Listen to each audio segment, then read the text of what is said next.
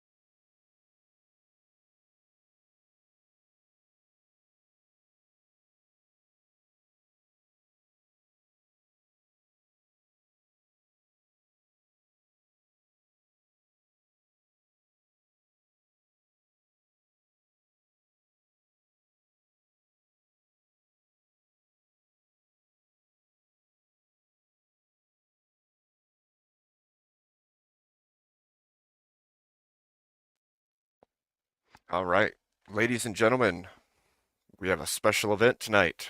We have an interview with Jake Rattlesnake, or Jake from Rattlesnake TV. He just ended over there and raided. Thank you very much for the raid. And as soon as he pops in, I will bring him up and we will have a discussion, an interview. And after the interview, we will do a little bit of open panel. I've handpicked some people who would like to say hi, maybe ask a question.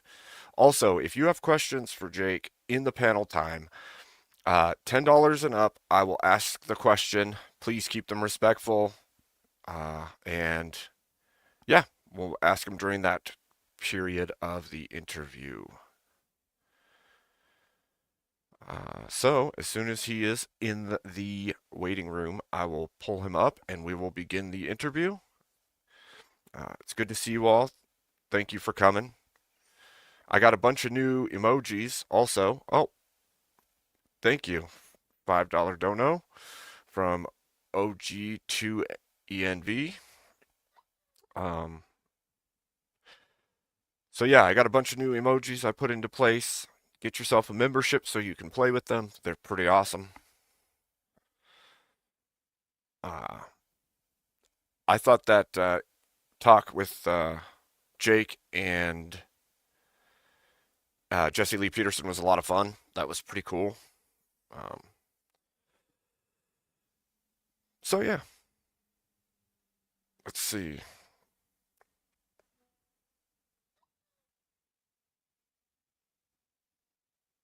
Okay.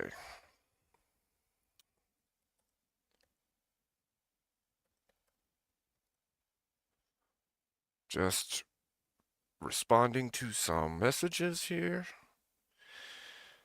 So,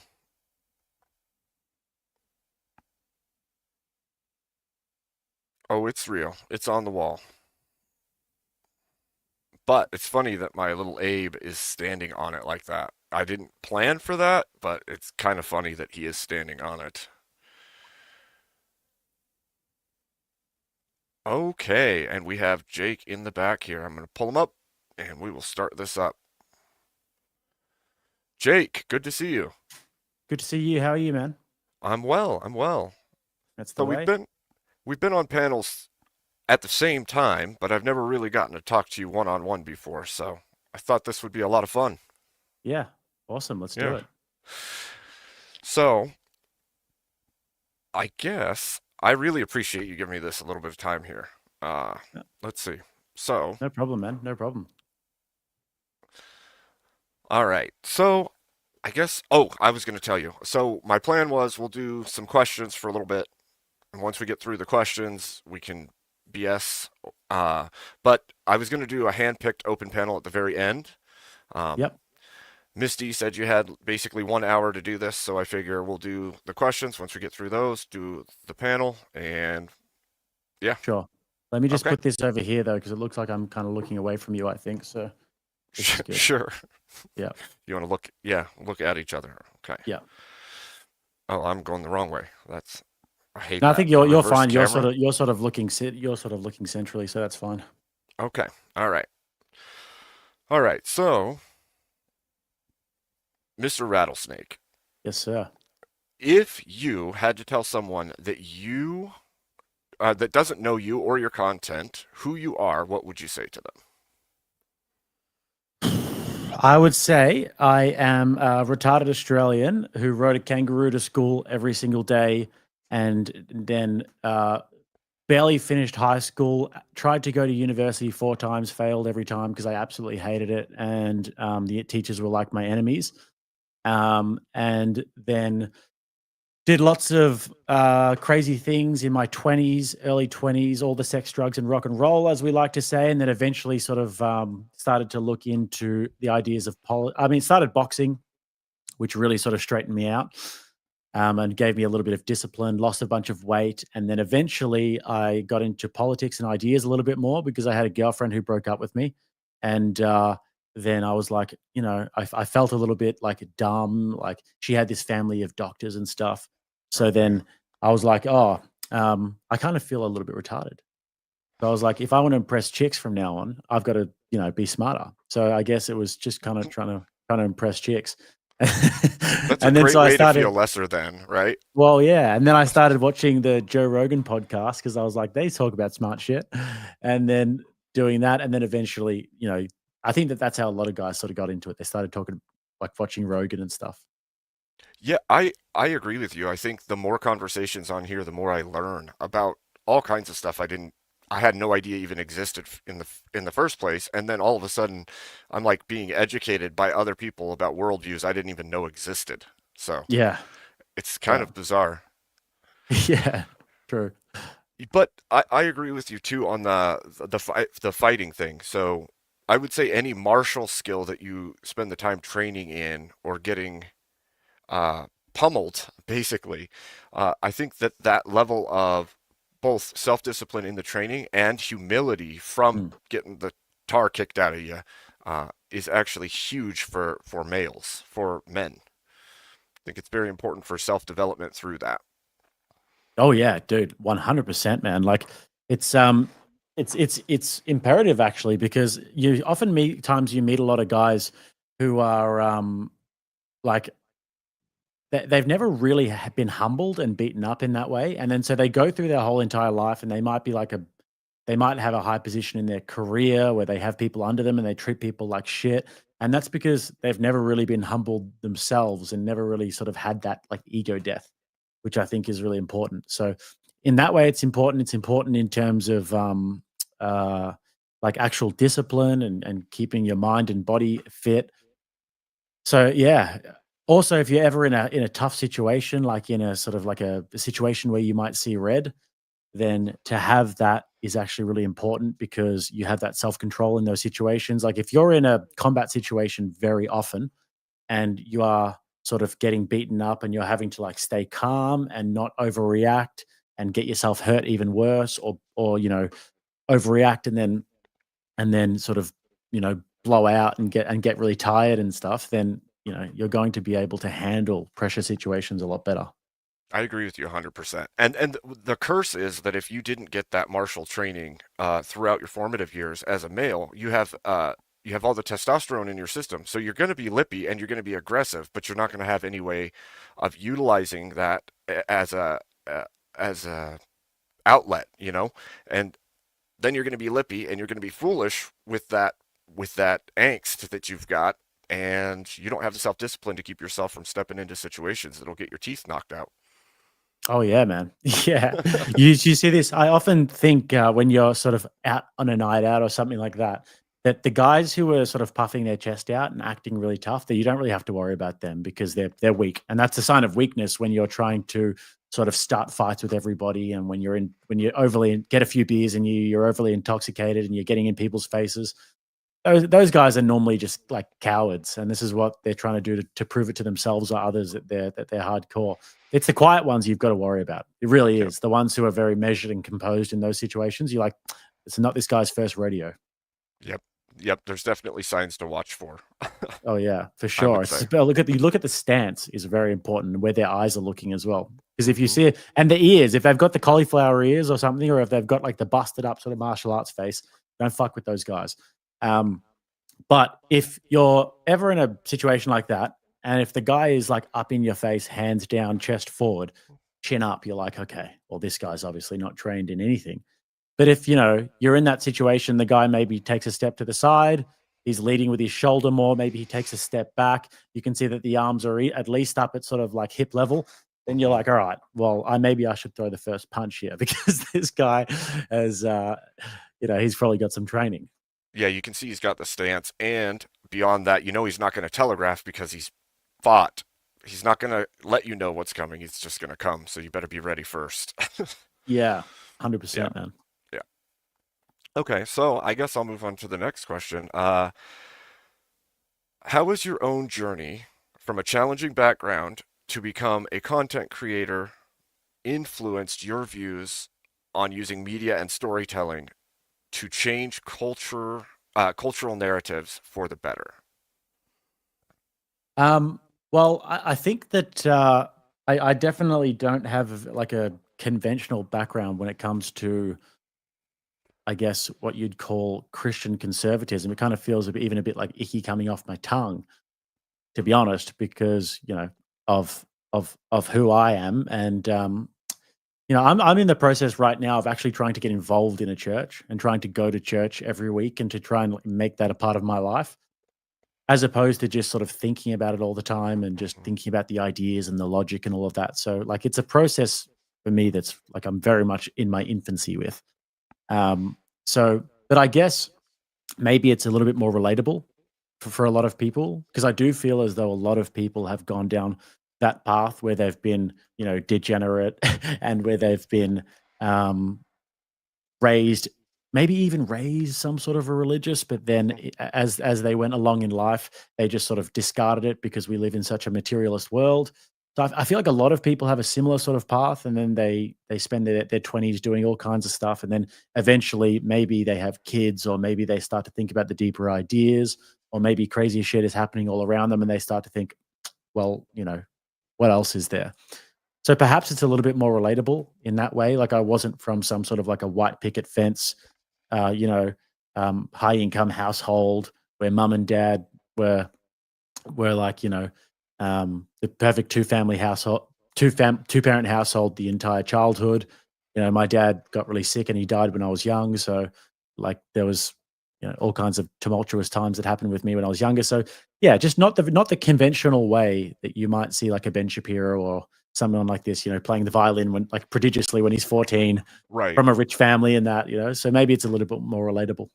Yeah, I think you have insight into the way that many people are living kind of outside of what we are prescribing should be, right? We want the two-parent households. We want high birth rate. We want families. And you know what it's like to not have that. Hmm. And that I would say that what is it, like 50% or something of people are living that way today. They're raised with one parent in the household, no real cohesion. They don't understand relationship dynamics well because of it. So you have almost like a shoe in to understanding how they would feel in their life. Yeah, and also a lot of traveling as well has been interesting. Like I started traveling when I was young. I first moved overseas when I was just turned 19. I moved to London and lived there for 3 years by myself, and um, kind of just been doing my own thing for quite a while now. So um, going around the world, traveling a lot, I really had to sort of like everything that I've got, I really had to dig it out of the mud, and and seeing a lot of different cultures, interacting with a lot of different cultures as well was, I think, another interesting part. Whereas perhaps a lot of people don't really leave the West as much who talk about these global geopolitical issues and everything. So I feel like it gives me some sort of an insight. And I've got a bit of a passion project that I do in terms of my travel channel. Sometimes I'll go and do vlogs and everything of these different places that I go to for a bit of fun. I think that's awesome. That's actually one of the goals that I have. My wife and I have talked about it much about doing some traveling, but also doing cultural specific stuff when we travel because we both enjoy traveling. And I think that's a great way to show people who don't get that opportunity or even inspire people who don't have that opportunity to step it up so that they can go out and do those things. Because anybody can do it. You just have to Mm. really do it, right? Yeah, yeah. You just got to You got to book. pour yourself into it. One of my favorite people from the past is a guy named Hunter S. Thompson. You know him, Fear and Hmm. Loathing in Las Vegas. Hmm. And one of his documentaries is called "Buy the Ticket, Take the Ride." That was my motto for a while. Buy the ticket, take the ride.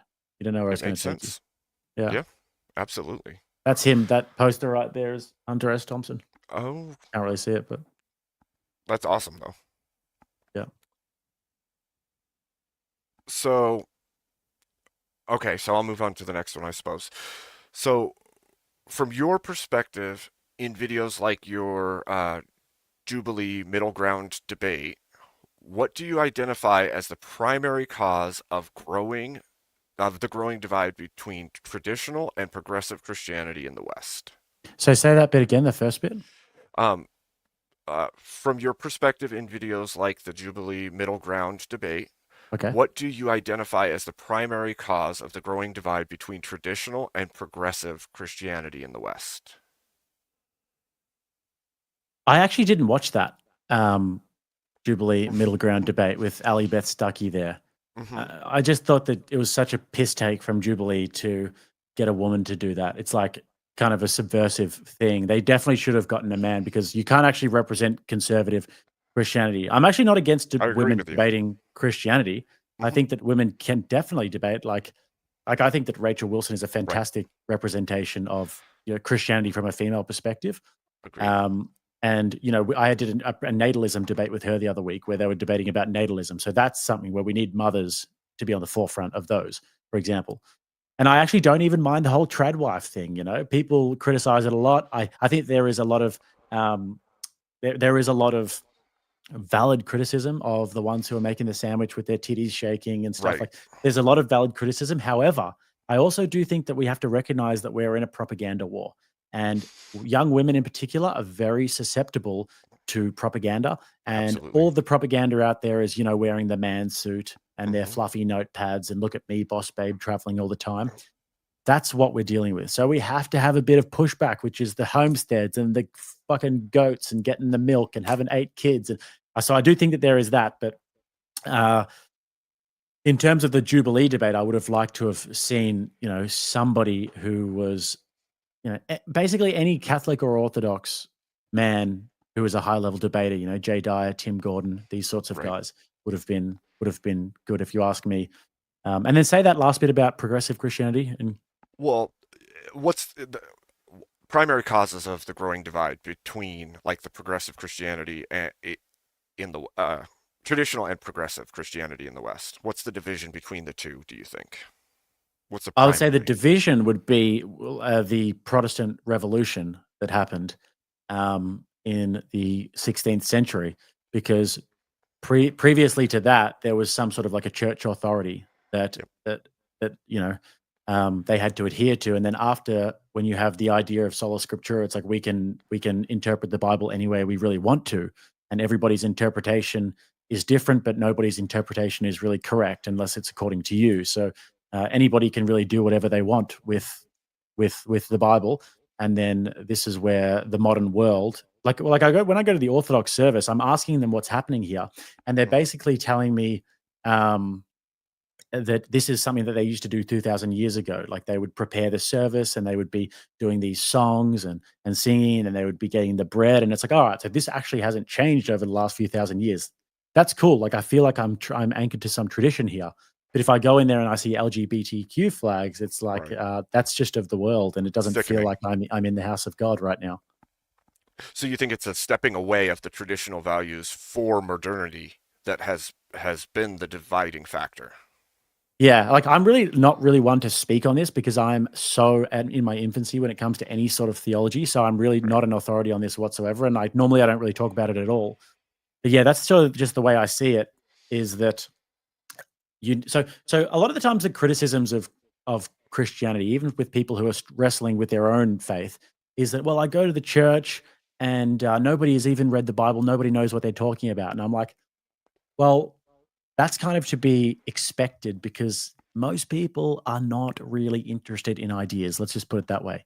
So the idea of having a church authority is that actually combats that. So you're making an argument for orthodoxy in that regard because most people aren't going to really read the Bible. They're not going to spend their whole entire life studying theology. So they need a church authority. When I want to know about the filioque, or when I want to know about what is really meant by speaking in tongues, I send Jay Dyer a message and I say, hey, man, what is this? And he'll tell me, and then I accept that. So Right. I'm so it sounds like a low IQ thing to do, but I think that that's necessary because there are going to be people who are much more well versed in these things than you, and that's the idea of a church authority structure and actually Right. adhering to that rather than we're all our own gods. Right. And I would say a couple of things people could do too, right, is go read your scripture, but also read things that explain why this divide exists, right? Rachel's book is actually pretty good for that. It Mm, explains where these divisions started and how they continued to propagate. And of course, talking to people like Jay or Jim Bob or whoever is in who you can turn to and ask the questions about these things. You know, mm.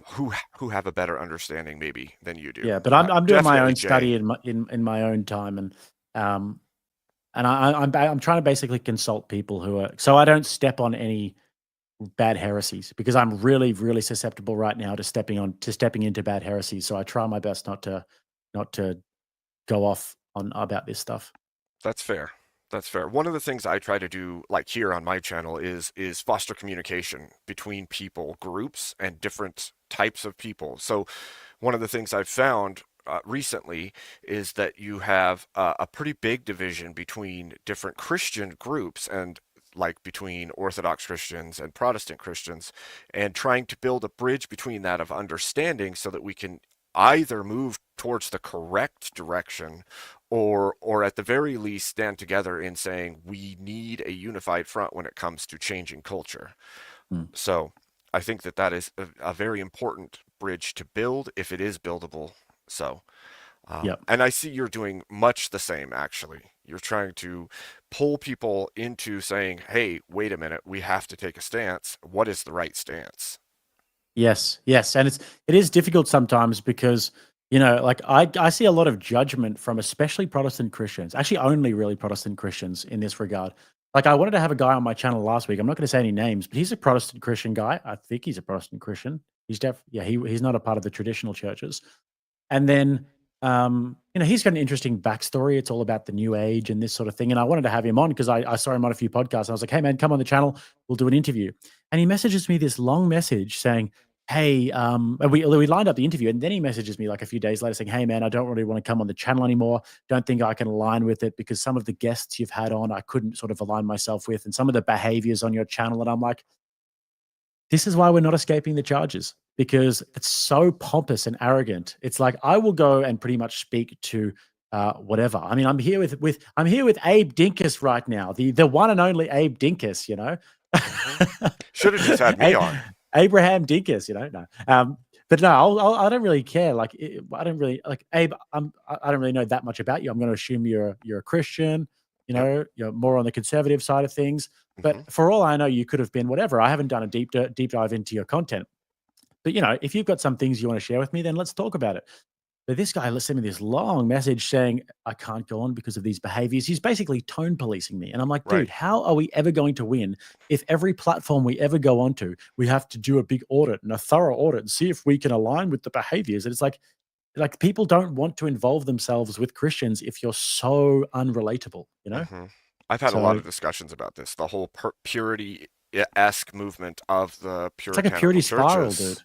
Yeah. Yeah. And to be fair, I've been Protestant like my whole life, but I'm standing here looking at everything, and oftentimes what I see is exactly what the Orthodox is saying. Now, I've struggled really hard with trying to figure out if I should move towards Orthodox Christianity, and I swear to you, I've moved closer and closer the more I look, because I agree that like there's just schismatic, everything's schismatic on the Protestant side, and it feels to me like it's fractured more and more and more and more, to the point where which one is what, like which one of those is the right one? Because at this point it's just every which direction, and at the very least, like you said, you have Orthodoxy over here holding to its truths, holding to what it's done since the beginning, and it's like, Yeah, I mean, when I go into like I've been to a lot of I started off going to the Protestant churches and like gut level it just never felt right to me because I would go in there and I would it was like a mega church, Hillsong, the first one that I went to. And and you'd go in there and these guys would be all like, like humping the air and like nearly crying, and it felt so performative to me. And it yeah, felt like extremely feminine. Like if I was gonna build a church around pure femininity and how women would want to do it, lots of attention up the front, being the most Jesus, Jesus is my boyfriend, um, and just sort of like and doing all that, then that's what I would envision. And all these guys were just like so feminized, and it felt very off to me. And they would pressure you into like putting your hands up and stuff. And I was like, I don't want to put my hands up. I want to sit here and I just want to watch and I want to listen to what you're saying. I'm not going to put my hands up and start humping the air. And I felt like a pressure to do that. And then I went to another one, and this church, it was like it was like in a beach club, right? mm, And there was all chicks there with their cleavage out and everything, just walking around in skanky outfits and everything.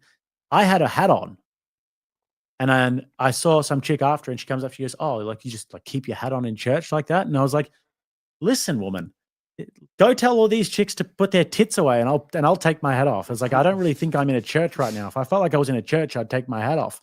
But I didn't feel like I was in a church because I just saw titties and ass everywhere. So, but anyways, and then I judgment over go to your the hat. Orthodox, and then I go to the Orthodox church, and I'm like, there's like a reverence there. You walk in, and people are like kissing the icons and and very sort of reverent, and I just felt like, all right, this is more serious. This feels like how it should feel on a gut level, and then theologically as well. Right. I guess one question I would ask you, and I know we just went over this kind of, do you think that bridge building is the best thing we could do at this point? Because we have to change the culture, and I feel like we have to unify some in order to make that happen, because it's too broken otherwise.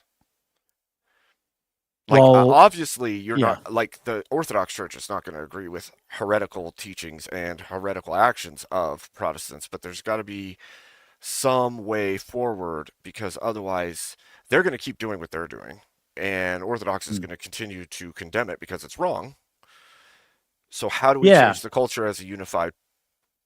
Well, it's interesting. I think that propaganda is probably the best tool for this, because uh, we see how culture changes, and culture changes rapidly. And I think that the big reason why these Protestant churches have gotten so much popularity is because they're sort of more modern, more of the world. They're sort of more moderate. Even if you're a lib, you can still Mhm. keep your sort of faith and community, and then we can just adapt to the modern world. But that's actually not going to be in vogue for very long, as far as I can see, because people are wanting something a little bit more masculine, a bit more traditional. People are looking around at Yep. the economy and everything, and they're looking around at the atomized way in which we live our lives, separated from family, separated from tradition, and they're looking around and thinking, okay, there's got to be something more to this. So, like, what's actually true? Right. The modern world isn't actually serving me very well. In times of more cultural decadence, where the modern world is really serving you, then perhaps you'd want to adapt to it more. But when the modern world isn't really serving you, and you're asking the question of like, what's real here and what's true, and what's an antidote to all of this stuff that I'm seeing around me. If you walk into the Protestant church and you see an LGBT flag, and if you see female pastors and everything, you're going to be like, okay, well, this isn't it. What are they doing over here? And I think that that's actually happening. And I think we're going to see huge trends of that. Like, who have we seen recently? Elijah Schaffer moving Hmm. towards orthodoxy, Stephen Crowder moving towards orthodoxy, guys like myself. Hmm. Some of the biggest, most prominent ones, Candace Owens, went towards Catholicism. I just think that this is the trend, and that the bridge is already there, but people are just being directed to it and of their own volition a lot of the time. I think you're right.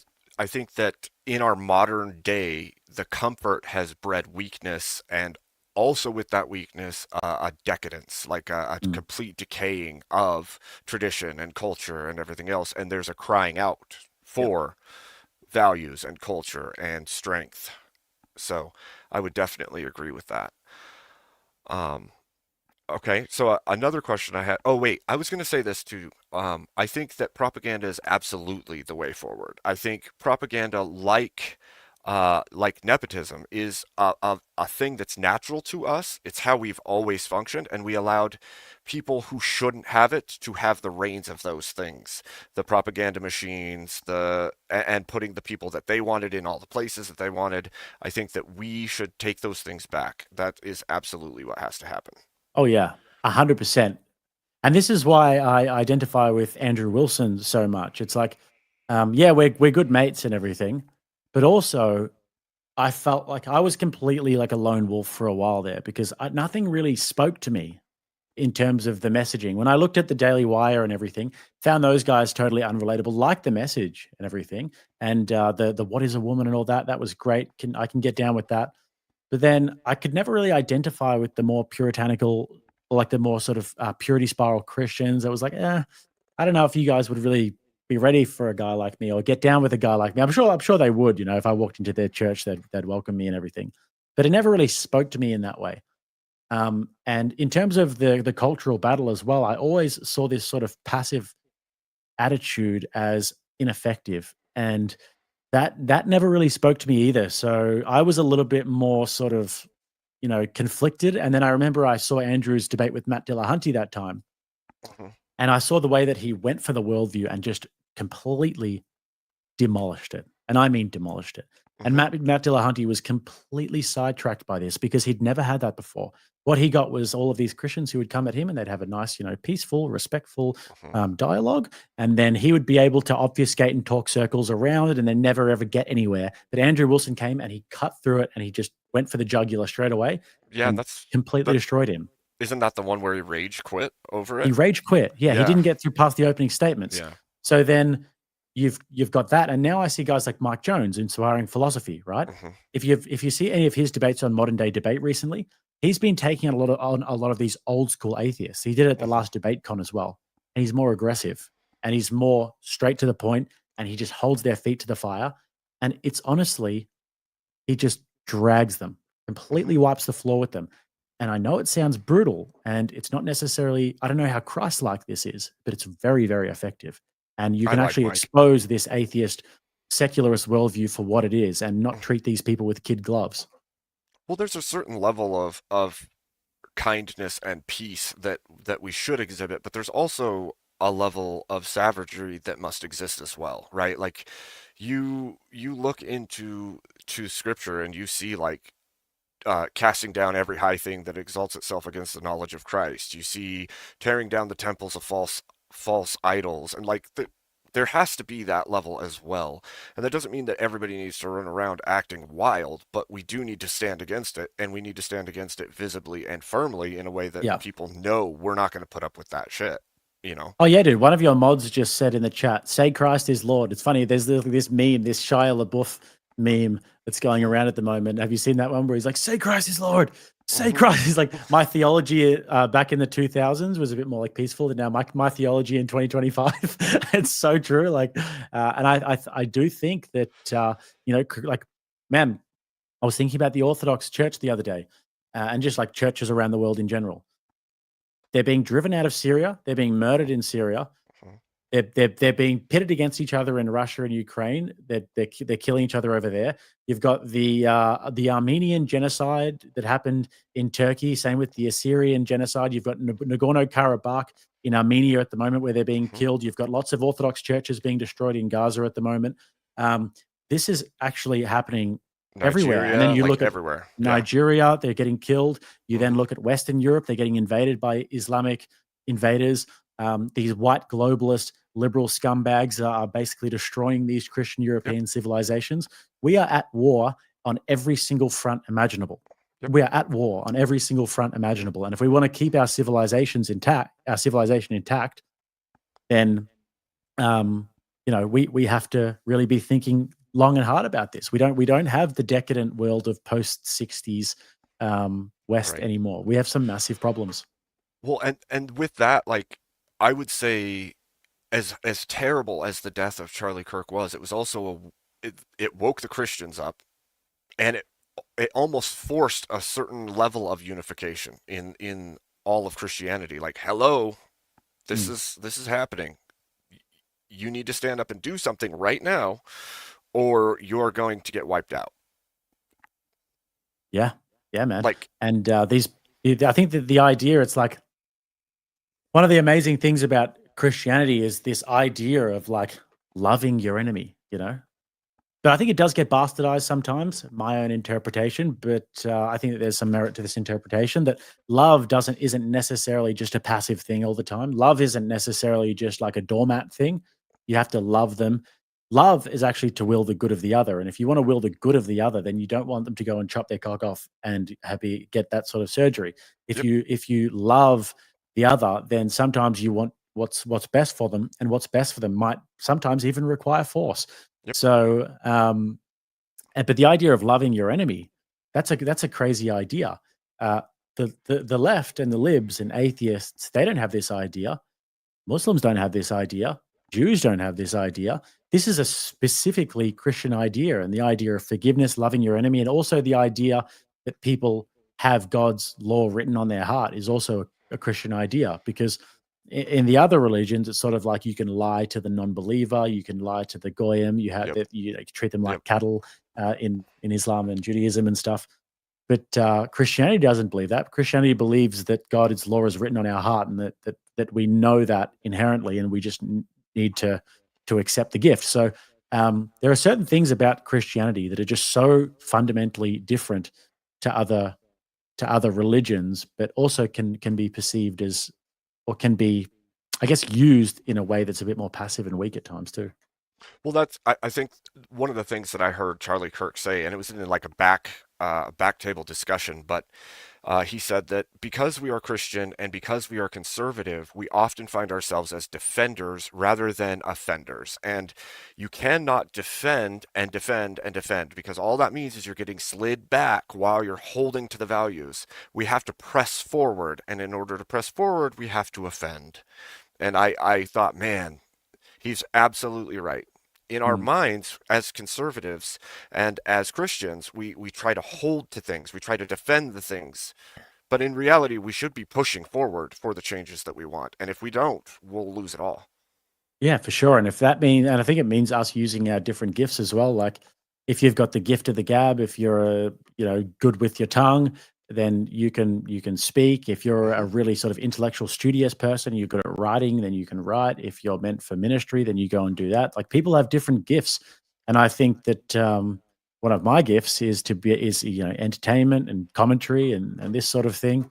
And if that means that I've got to go into the den and go to different places where it's not necessarily comfortable or enjoyable, but you can go to battle like that, then for sure. And I do think that there's a spiritual battle that's ever pervasive.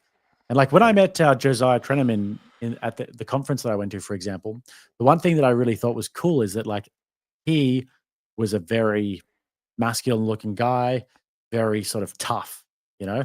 And I wouldn't have wanted to try and pull the wool over his eyes or lie or be deceptive or anything like that, because there was that sort of like presence. And that's the sort of the way that I view Christ as well, is that if you'd met him when he in the flesh, he would have been kind and he would have been loving, but you wouldn't want to fuck with him either. Like you wouldn't want to try and lie, you wouldn't want to try and Hmm. bullshit, you wouldn't want to do anything really sinful in front of him. And I think that Christians, it's not impossible for us to be loving and kind, but also still have that aura, if you will. So, Well, I can't speak for you specifically, but like in my childhood, I definitely knew older men that were kind people, but they were totally no nonsense, you know. Yeah. And Yep. those things are not mutually exclusive. They can be present in someone at the same time, and I think that we lost that over time. I really do. Yeah, yeah. No, I would agree with that. And those are oftentimes the guys that you respect the most, the ones that Absolutely. the ones that are you have to sort of do the right thing to get their approval, but then you know that their approval and that is genuine. Like my boxing coach was exactly like that. He was a really tough dude. You wouldn't want to mess with him. You wouldn't want to, any of that sort of stuff. The first time I ever came into the boxing class, um, he brings me over to the bag and he goes, "So you ever done boxing before?" And I was like, "Yeah, yeah." No, like, never done any professional boxing or any classes or anything, but I know how to throw a punch. And he was like, "It's like the worst thing you can possibly say if you walk into a Hmm. boxing gym. It's the dumbest thing you can possibly say." So he goes, "All right," and then he sort of brings me over to the bag. He's like, "Go on then," and I just start throwing these just spastic combinations, wailing on it. Like, and I was about 110 kilos fat at the time. And then he just roasted me after that. He was like, "Who the hell told you that you could throw a punch?" He's like, "They lied to you." And then what he did was he put a little sticky tape cross on the floor, and then for the next 3 sessions, every time I came in, he would make me step forward, step back, step to the side to get the absolute basic minutia of footwork down. And while he would go train everyone else, and I started to think to myself, "All right, screw this. Like, how long am I going to be around this for?" But the reason why he was doing that was to test my character, and I had to Hmm. do that really humbling and embarrassing thing to get into an entry level of respect for myself to then go. Yep. And I loved that because that was like the discipline that I needed in my life. And if he had to come in and just said to me straight away, "Oh yeah, you're great. You're a really good fighter," I would have probably not come back. So Yeah. I would have gone and done some drugs and drank some alcohol. Well, it goes back to that whole you have to empty the vessel before you can fill it, right? You're full of bull crap. You got Mm. to get rid of that bull crap before you can get the truth in. So Oh yeah. I agree with that. So, all right. So I have a couple more questions, and then we can do some panel stuff and ask the questions that chatters are paying to ask. So, um, what will the next generation of lefty debaters look like? Well, they will look like people who all have a black eye from the likes of Rob Knorr, getting in early and smashing them before they can gain any prominence. But uh, I think they're going to look like um, Dean Withers, Harry Sisson, Luke Beasley.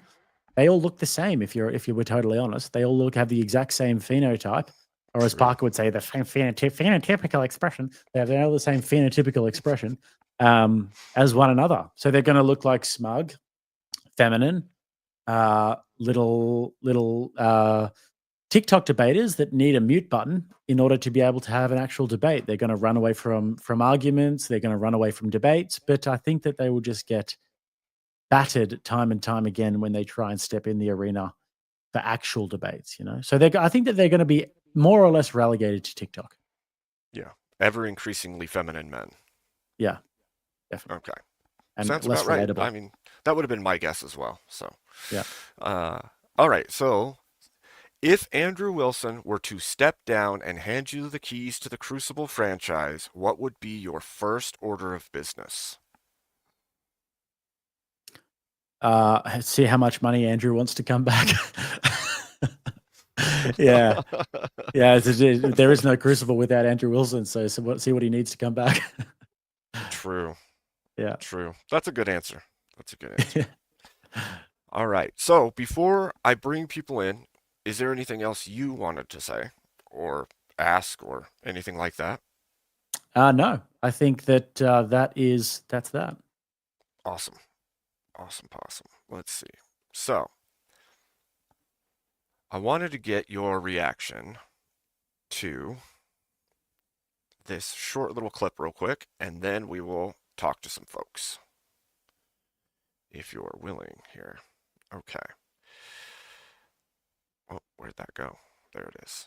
Okay. Here we go. You guys all focused up because this is key. Let me get rolling on you here so we know what's happening. Here we go, baby. Get your head under there now. This is vital. See, being the first son, right? That puts him right here in the lower chakra. Now that's shooting energy up into Daniel, verse 6. And this, of course, is a dream catcher. So all his dreams are being caught and he can't move on.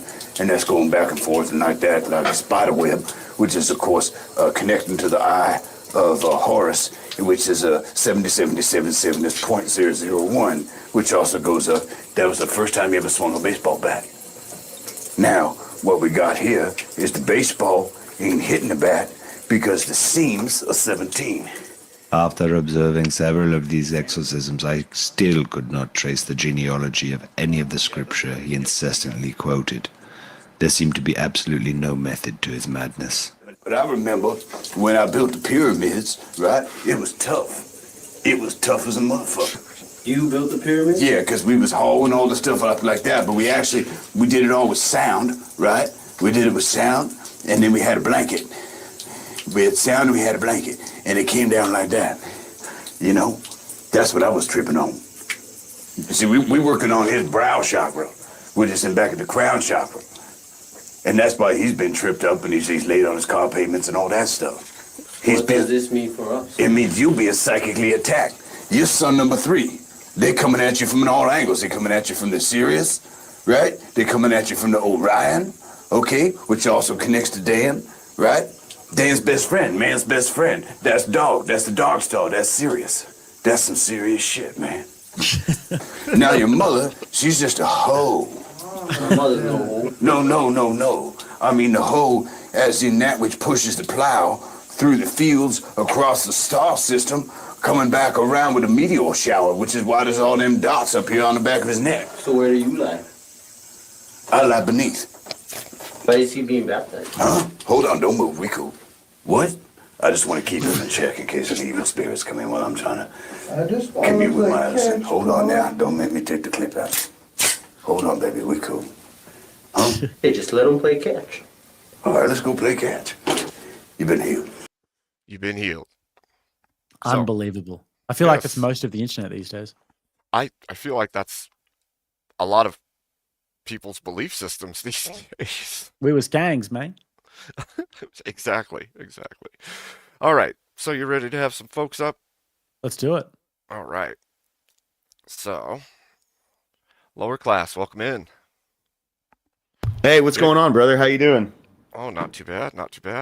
Jake, this is lower class. Lower class, nice to meet you, man. Nice to meet you too, man. How's it going? Good, thank you. So these are some of the smaller channel creators in our space, and we're all kind of a conservative cadre who are ships that are rising, as you will. And I figured we would have them come up and ask some questions or say hello. Gentlemen, Perfect. Emmett, welcome. Are you muted, Emmett? Sometimes people struggle with Yo, mute. hello. Sorry, I'm a little Oh. bit behind. Give me just one second. Okay. I'm going to read the questions while we wait for others to jump into the back. And what do I have for you here? Okay. Okay, Spiro has the first question here. For Jake, when you step on Australia land, is it like the Star Trek holodeck where the entire place just magically appears? Or is it like a flash of light followed by entering a fever dream? You know, since it ain't real. Well, it's more like it's just like similar to what he said in the ladder. It's just like a flash and then boom, and then you're a little bit disorientated. Then you got some like kangaroos and Crocodile Dundee and shit coming at you, like forks as knives and shit. So then, yeah, that's pretty much what it's like. It's hard to really explain. You should try it sometime. I might have to do that. Thank you, Spiro, for that donation. We got JB. We got Abby. Thank you, Abby. I'm happy to see Abe and Rattlesnake have a conversation. Hey, Alright. thanks, Abby. We got Orthodox Guy. Loving this interview. Thank you, OG. Got Gorilla Biscuits. Lower Class. And we have Dano. Yes. Thank you, Dano. Wait, did I miss any? I don't see. I don't think I missed any. Okay. All right. Gentlemen, do you have a question for Jake or? Yeah, sure, man. So, I've been considering, contemplating, and farther more like leaning towards starting a catechumen. Have you begun that process yet? No, funny you should ask that because on the weekend I was just at the Greek Orthodox Church down the road, and I've been going every week, but haven't really been speaking to anyone. I don't like that's the one thing about the ethnic Orthodox churches is that if you're not Greek or if you're not Serbian, if you're not Russian, then sometimes it can be actually hard to talk to people. But then they sort of started talking to me, and they were explaining to me the service, and then they were saying that there are different catechumen programs every quarter, and then there's one in March. So I think that I'll go for that, and then and do that. So Right on, man. Right on. yeah, Yeah, I totally agree and kind of fall in line with the way that you think about like why I would want to go towards that. But um it was there one specific person, or was it kind of like a conglomeration of different people that led you to kind of chase that direction? I'd say it was a host of different factors. First of all, it was like I said before, the gut reaction to going to the Protestant churches, and then you look into it a little bit more, and you look where all of the more sort of like liberal Christians are going, and it tends to be those Protestant churches.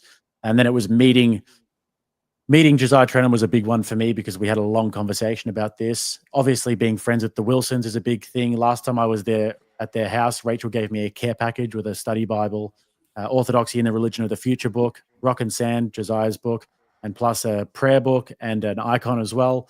So I got to read a fair bit about it. So that was cool. And then I've listened to a lot of Jay Dyer's content as well, and then listen to a bunch of different debates. I don't really understand the intricacies of it, the minutiae as much. Like if you're talking about the different church councils, that goes over my head a little bit sometimes. If you're talking about the filioque debate, that goes over my head a little bit sometimes. So I wouldn't necessarily be there defending it from a theological perspective, but on the body of evidence that I've seen so far, that's what is most appealing to me. Nice, man. Awesome. Welcome in, EOD. Hey, thanks for having me. It's good to see you. How you doing, Jake? Good, thank you. How are you? Very good. Boy. Emmett. Emmett. Hello, can you guys hear me? Fine. Yes. Yeah. I got that Uh, fancy new mic. I didn't know how to work it. well, it happened. Like I just changed it, and finally it's working. I've been looking at your body of work a little bit, Jake. I listened to some of your work, not all of it. I was very curious about your trip to Europe, the last one. Is I saw that you were in different areas, especially it was Eastern Europe. I'm pretty sure it was that, and I saw like these huge amount of like Muslims in areas and the destruction of monuments and stuff. What do you think of that? Do you think there's a way that we can that Europe specifically can put an end to this tide of immigration? Yeah, that's a good question, man. A super relevant one because it's kind of a passion project that I do because I go and do a bit of traveling and then I like to also bring in some travel content with that. But it's like I've been around a lot over the last few years. I've been to Colombia and Argentina and spent a bunch of time in Mexico.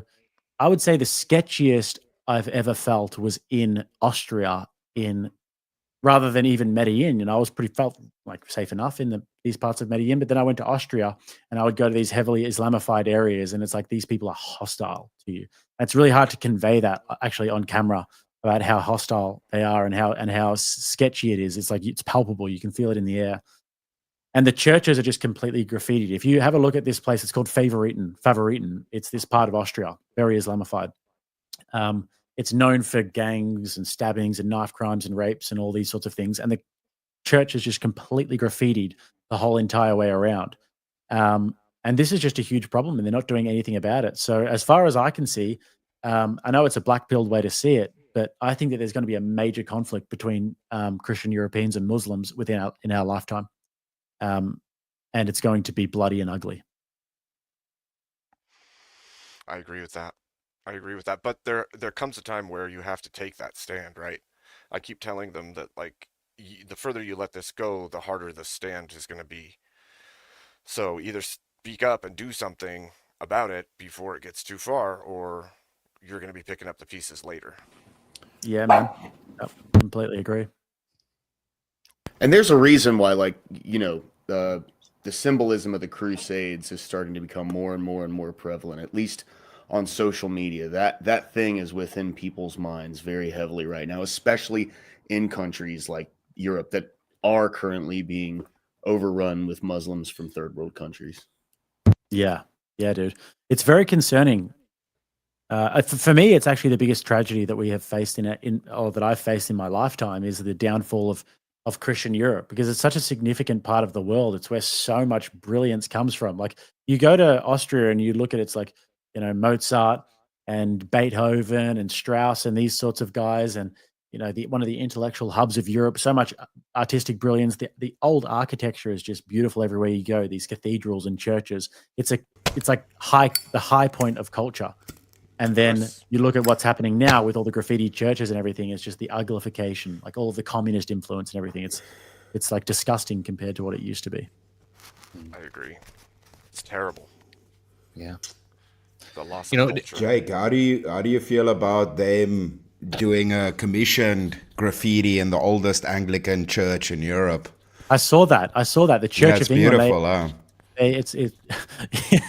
I mean, it's just like that is if there's anything that screams out trying to be modern and trying to be like fit in with worldliness, it's that. And the Anglican Church of England is meant to be a sort of in between Catholic and Orthodox.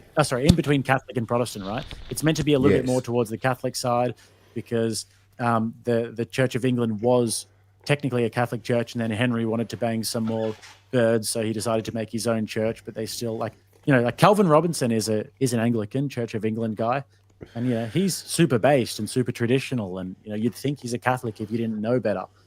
But now they're doing all this stuff. It's just like, shit's insane. Churches And are turning into skate parks. yeah. We're seeing it happen in Michigan and across parts of California and Oregon, and it's getting crazy. And I recall one of the friends that I used to have. He passed away. Was a radio producer down there in Australia land, and he said that when there was a surge of migration in Australia, the Australians rose up against it and said, absolutely fucking not. What happened? There was an incident with there were a bunch of people praying on the beach, and this lady ended up trying to run out into the water. No, they dragged her out into the water. They dragged this woman out into the water in order to drown her.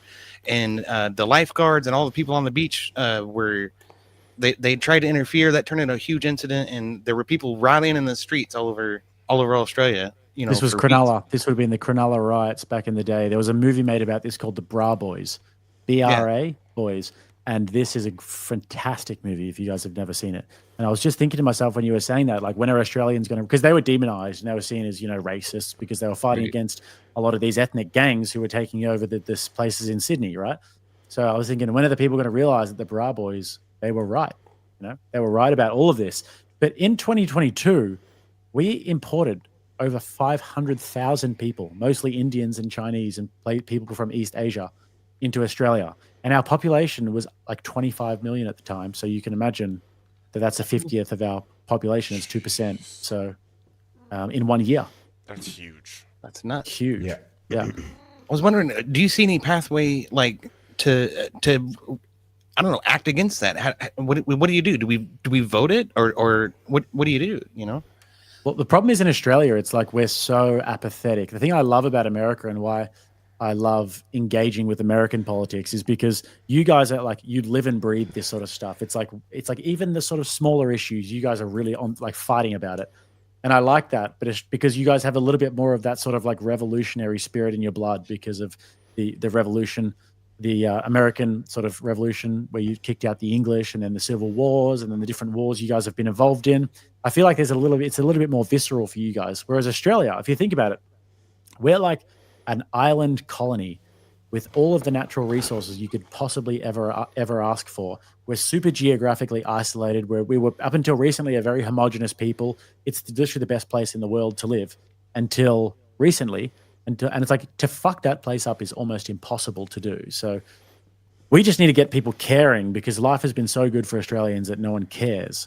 But It's a completely different thing to America. But all my life, interesting, Jake, is Australia mirrors South Africa. The only difference is we constantly were in strife and war throughout our creation of our country. So you guys just had basically the light route, but the isolation, everything, it mirrors a lot of the stuff that happened with you guys. Are you still in South Africa there, Chris? Born and bred and still here, man. Which part? Cape Town. Cape Town. Yeah, my dad. In the South better African. part. Oh, Yeah, I no, can- dude, I was with you and Andrew on the Alex panel, and then we spoke a little bit. It was a while ago, but yeah, you mentioned your dad's from here. Yeah, he fought in the Angola border war and stuff, and I The went to Boer South War. Africa when I was young. Yeah, exactly. Well, So that was against the communists in Angola. exactly. Yeah. So yeah, I mean, it's sad what's happened to South Africa, but this is the problem with propaganda and media as well. It's like everybody says that the ANC is just this like heroic thing, and all these different movies being made about it, the revolutionary ANC. But it's like really they're like communist guerrilla warfare fighters who have come and just sort of nationalized all the resources. In Cape Town, don't you guys have power outages all the time because they can't? Yeah, Um, remember, like Cape Town is the LA of the country. The rest of the country is screwed. Cape Town wants to secede from the rest of the country because it's so Right. poorly run. But yeah, that's a problem that's everywhere. It's gotten better now. But it was a persistent thing for 14 years. And the same way you mentioned, having all the resources. I mean, I think 40% of the gold in the world in circulation comes from one area in South Africa. We had all the resources, everything, strong currency, everything, and it just got ruined in like 25 years. And to mess that up is bad. And I mean, even the power station lasted for 20, 25 years. But if you don't maintain it, eventually it just collapses. So sad what's happening, man, because the South African Boer is like these people are like unique and really sort of cool, productive people. Every time I meet white South Africans when I'm overseas, we always get along like a house on fire. Same with when I tend to meet Irish and people like this, and it's like what's happening to your country there is just devastating, man. Same thing that happened to Rhodesia as well. And you'd think that they'd look at the playbook and sort of realize that no. Yeah, but there's a deeper story behind that. But if you ever come down here, let me know. If you want to have a guide or a cameraman, can shoot Yeah, the man, shit. definitely add me on Instagram, Twitter, and because I can definitely see myself doing that. Yeah. Awesome. Perfect. So we had another question from Spiro here. Follow-up question. During the fever dream, whereupon Crocodile Dundee is showing off his knives, do you get to have a say in what happens? For example, can Crocodile Dundee say Christ is Lord while whooshing his knives around? No, we don't have a say. Why would we have a say? No, Sad. I don't have a say Crocodile in the Dundee's his own fantasy. man. He's- Yeah, That's the Chuck Norris of Australia right there. it's all an illusion. So Everything's an illusion yeah, because it's not real, right? I mean, exactly. Make believe. EOD, were you going to ask another something? Yeah, I've been really impressed with the Extravaganza show. You've been hosting that with Andrew Wilson and Rob Knorr and Mr. E, and that's just been fantastic. It's been hilarious. You guys had the ShamWow guy on earlier today. That was freaking hilarious. I loved it. Did the tier list of the infomercial guys. I don't know. I'm gonna ask. How is it doing the scheduling and everything? Because you're still trying to run your own show. You're trying to do the Extravaganza show. And here you are with us hanging out with Abe Dinkus. It's got to be a huge stress on your time. How do you manage? It is a lot, but like I don't really have much else to do, to be honest. I just sort of do that work. And I live in a pretty isolated place here in the Sunshine Coast in Australia, which is like up north. It's like more of a chill coastal town. So I got a few of my family around and everything, but I love this. I love this shit, man. I live for making shows and stuff. But the Extravaganza is basically I just get all of me and my brother Vinny, who's my producer here, and I've got a good small team of guys who help us out. We've got like another editor, Jack, who's like really good at what he does, and then got Malcolm as well, who we've just hired, who's helps me with all my research. So we've got a small team of really capable people, and they help me a lot. So yeah, I enjoy it. But for a while there, I don't know if you guys may have noticed at the start, Andrew was putting on the back half of the Extravaganza show, but I had to sort of manipulate and I had to sort of manipulate him into giving me that responsibility because I'm such a control freak, autistic when it comes to this sort of stuff. I'm like, no, I want to control the whole show, you know. so Do you so yell at he was just like, Benny a oh, he lot? just gave it to me. Sorry. Do you yell at your brother a lot? Well, occasionally, because I'm like, it's like he's really chill, and then I'm the highly strung one. So I'm the one who's a bit more like, all right, we've got to be doing this, this, this. And if he was any more laid back, he'd be a deck chair. So yeah, he's just really chill. But you kind of need that, you know, you need that push and pull. The one person who's more mellow in their personality, and the one person who's a bit more like crazy in their personality. So I think it works well, you know. Nice. Good balance. I think that's Is like the any right and left relationship. divided over in Australia as much as they are in the United States? We don't really have a right over here. That's the thing. Our right party is called the Liberal Party. That's what they're called. Yeah, and they're meant to be the Conservative Party, but these guys are like the Left Party are more strict on immigration than they are, and then they're like basically what you'd consider like boomer, classic liberals, right? That's how I'd best describe it. It's like sort of like boomer classical liberal type politics, where they think that they still exist in the world of the 80s, where we had more homogenous societies and where the economies were pretty much humming. Like there's going to be serious reform. And there's been a bunch of like black shirts that have been coming to Schnazis, you know, that have been coming to the protests in Australia. Yeah.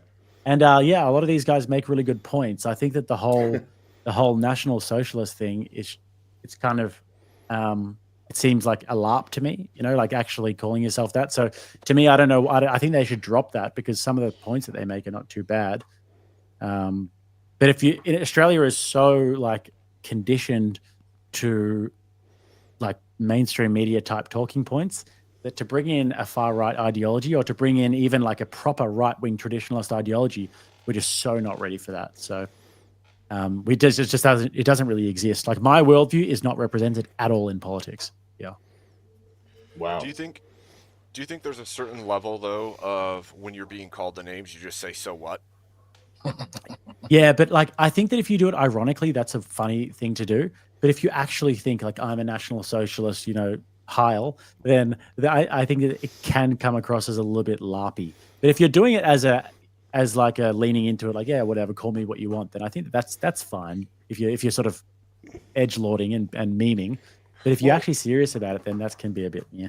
True. I mean, so there's part of it where it's like you're gonna call like them, right? They're gonna call people fascists all the time, right? Yeah. And at some point, it's like, so what if I am? Then what? Yeah. Then what? Well, Yeah, I think the that's thing quite is, fun. that's interesting is and this is obviously not a slight at anybody, but something I don't know if the Americans always realize. If you're in other countries, the grace afforded to speak your mind is limited. Does not Whether you're in exist. UK, whether I'm here, I have to watch what I say. Certain things I can get into trouble for saying that you guys can say freely. So there's more ostracizing happening in different countries opposed to America. So viewing things through an American paradigm and then trying to equate that to other countries is not exactly analogous for us. It's a different kind of situation. That's totally fair. I get that for sure. For sure. That makes it pretty difficult too, because you guys are seeing this and you're like, that can't fall, because if that falls, we're all screwed. And at the same time, you can't even say some of the things that you need to say to even make that apparent. Yeah. You can't even defend yourself against it. Yeah. Well, just think about this, right? But when the liberals were running America, the dissenting view, you know, cancel culture, all of these things, right? It got demonized. So now what you just do is basically math that as to other countries where it's way worse. So the demonization of opposing views or just not agreeing with the party that's in charge is not an easy thing. That's what it comes down to. So most people shut up that have alternative opinions. Yeah, and I will say, you know, kind of piggybacking off of that, with Trump becoming president, which is what I think is one of the most like, it has the most ripple waves around the world, is his big fight against immigration, because it seems like now, you know, that all this immigration that's been happening over in Europe was just happening unabated. No one was doing anything about it. And since he's become president, I mean, there's literally massive demonstrations all over Europe right now. especially like, Yeah. last night I was covering Italy and how they're actually just beating back all of the Antifa people and the pro-Palestine, whatever, yada, yada, because they're just done with it. And it's just a good thing to see. It really seems like it has had a massively positive effect, at least over in Europe. That actually brings up a question for me, Jake. Do you think that when the rest of the world or the rest of the Western nations see America has more backbone in certain situations, that they will emulate that more because they see it here? Yeah, 100%. I think they'll also start beating off the Antifa members as soon You as got that happens. too, did you? Whoa. Crazy. Hey man, We need to change the terminology. I don't know if we need to use beat off. phrasing. My bad. Oh, No. that was good. I was gonna let it go, but I was hoping you would, damn it. You better let it go. He That's was the fighting for his problem. life down there, bro. Yeah. Oh. damn. But no, I do think so. Yeah, for sure. I mean, Europe has to. Something's got to give, or else, like I said, there's going to be a serious conflict over there. So I agree. I don't think it's just. I don't. Yeah, I think it's all of the Western nations. Honestly, it's not just Europe. It's everywhere that this is happening. yeah, What was it? There's like some island in Italy where the migrants outnumber the native population of the island. yeah. I think Right? it was Sardinia, maybe. Sardinia, yeah, that sounds familiar. I think that's it.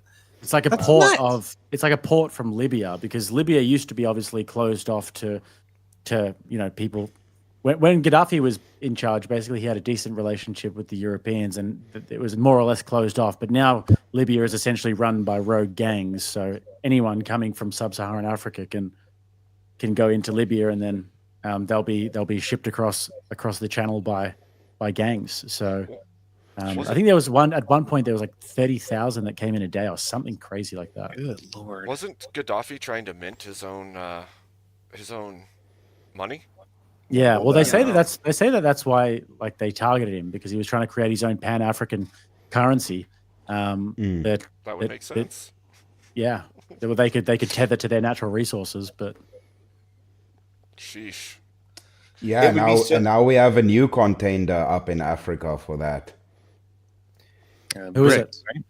And it would It's be that guy that's suffered multiple, the dude from Burkina Faso, that guy that's buying back all of the mines and everything from all the other countries. I forget what his name is, but Really? he's also faced like multiple assassinations. Yeah, he's was about buying to back say- the country. I was about to say that man would never kill himself. No, exactly. he's a dude. It's been like over 30 attempts on his life already. A young guy who's trying to unify the top of Africa there. no, Yeah, that- I mean, Sibanye It's Stillwater? It's Traore. Something Traore is the guy's name. yeah, Yeah. I have heard of this guy. I think they call him like. Don't they Ibrahim call him like Traore a, or something. don't they call him like a Che Guevara or something of Africa? The African Che I Guevara. think so.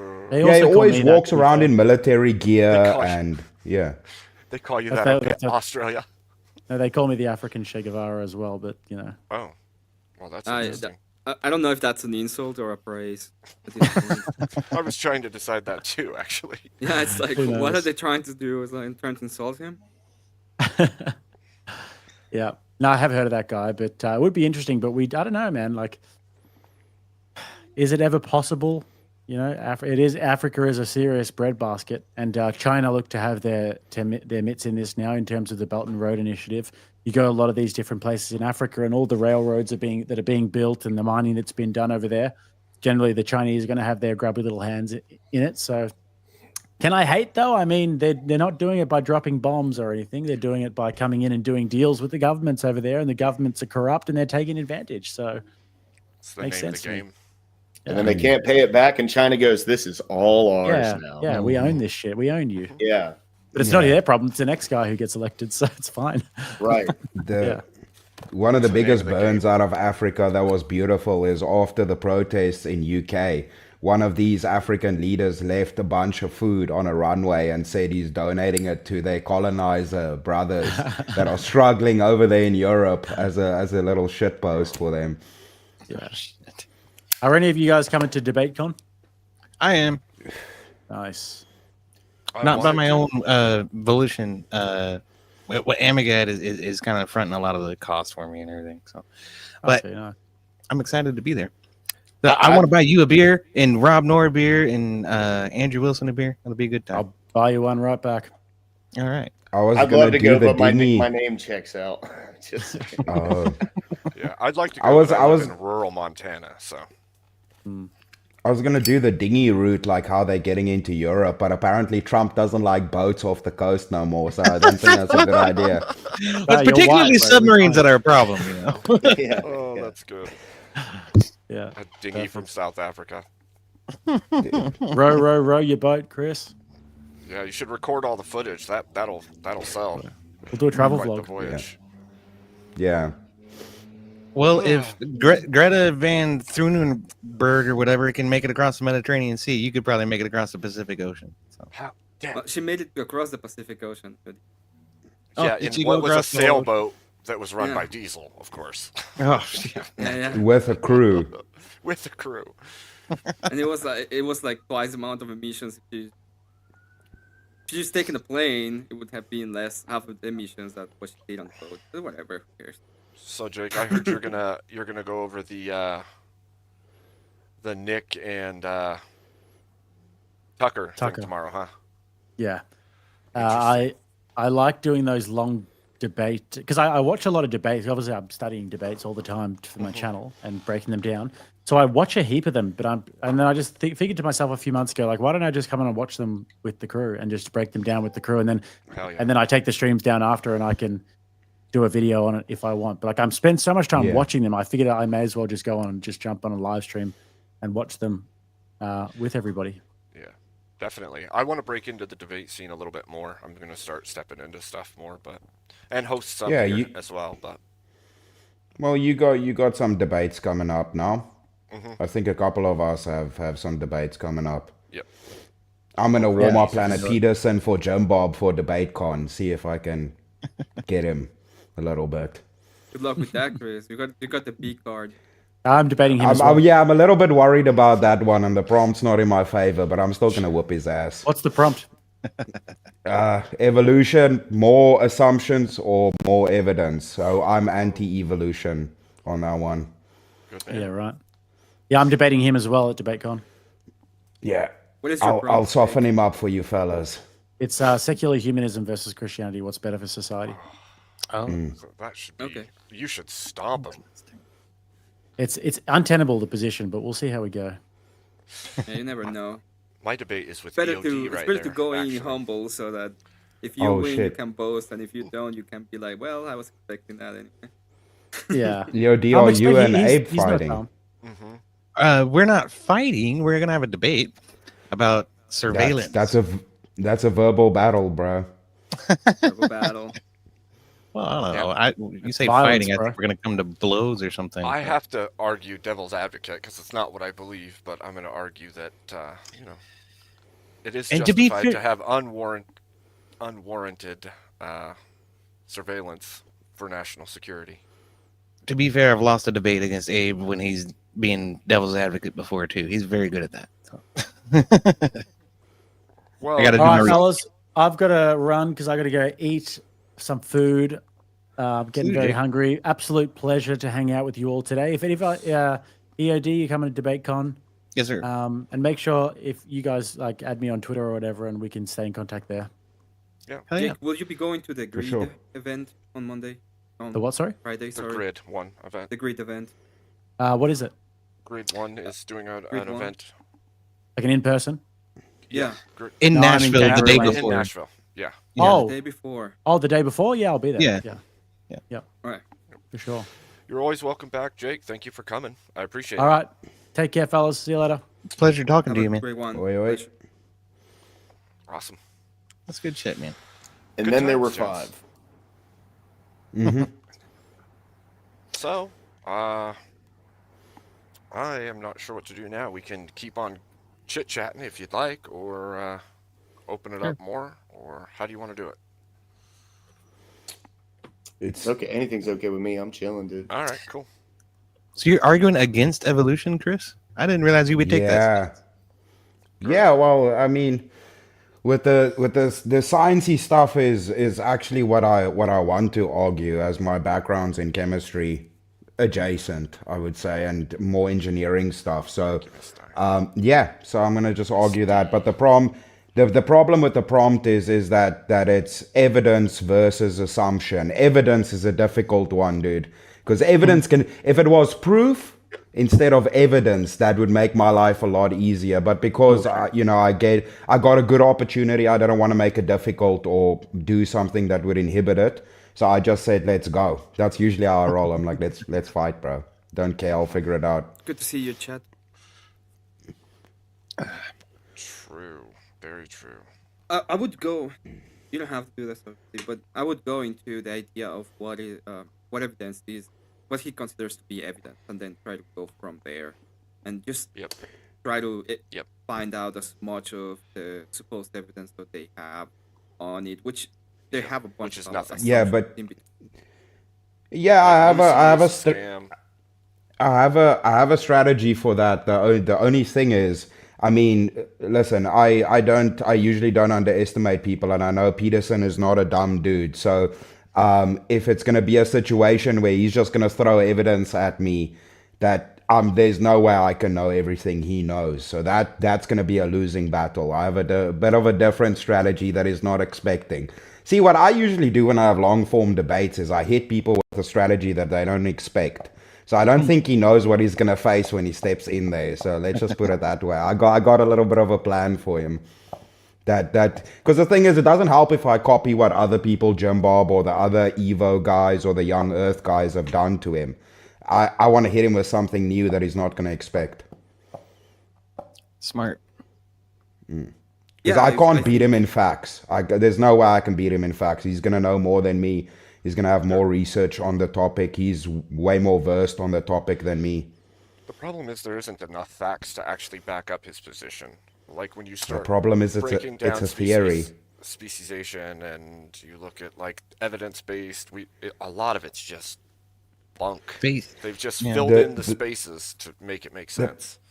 The problem is you're trying to prove something that, according to them, happened millions of years ago, so you can actually prove it, and it's still a theory. It's not a fact that's a proven thing, it's a theory. So, yeah. Well, you would think that's the that point, there'd be evidence That- of the in between at some point, and there doesn't seem to be a whole lot of that, right? Yeah, there's a little bit of an issue with transitional fossils. Sorry, Seems I to didn't mean be. to step on you. No, what I just want to say is that's the point. At some point, it's like we're talking about evidence, so you need to be able to present. I would say that he would need to be able to present what is the evidence to get him to the point in which the assumptions are justified. And I don't know if there is. For what I know, the Juso story is pretty much the assumption of what happened, but there is not that much evidence as to how the story happened, right? Yeah, well, the whole thing is the whole thing is there's a lot to the subject of it itself. So it's also a problem that they sit with is if I propose a theory and then I keep changing the theory in debate, we call that shifting the goalpost.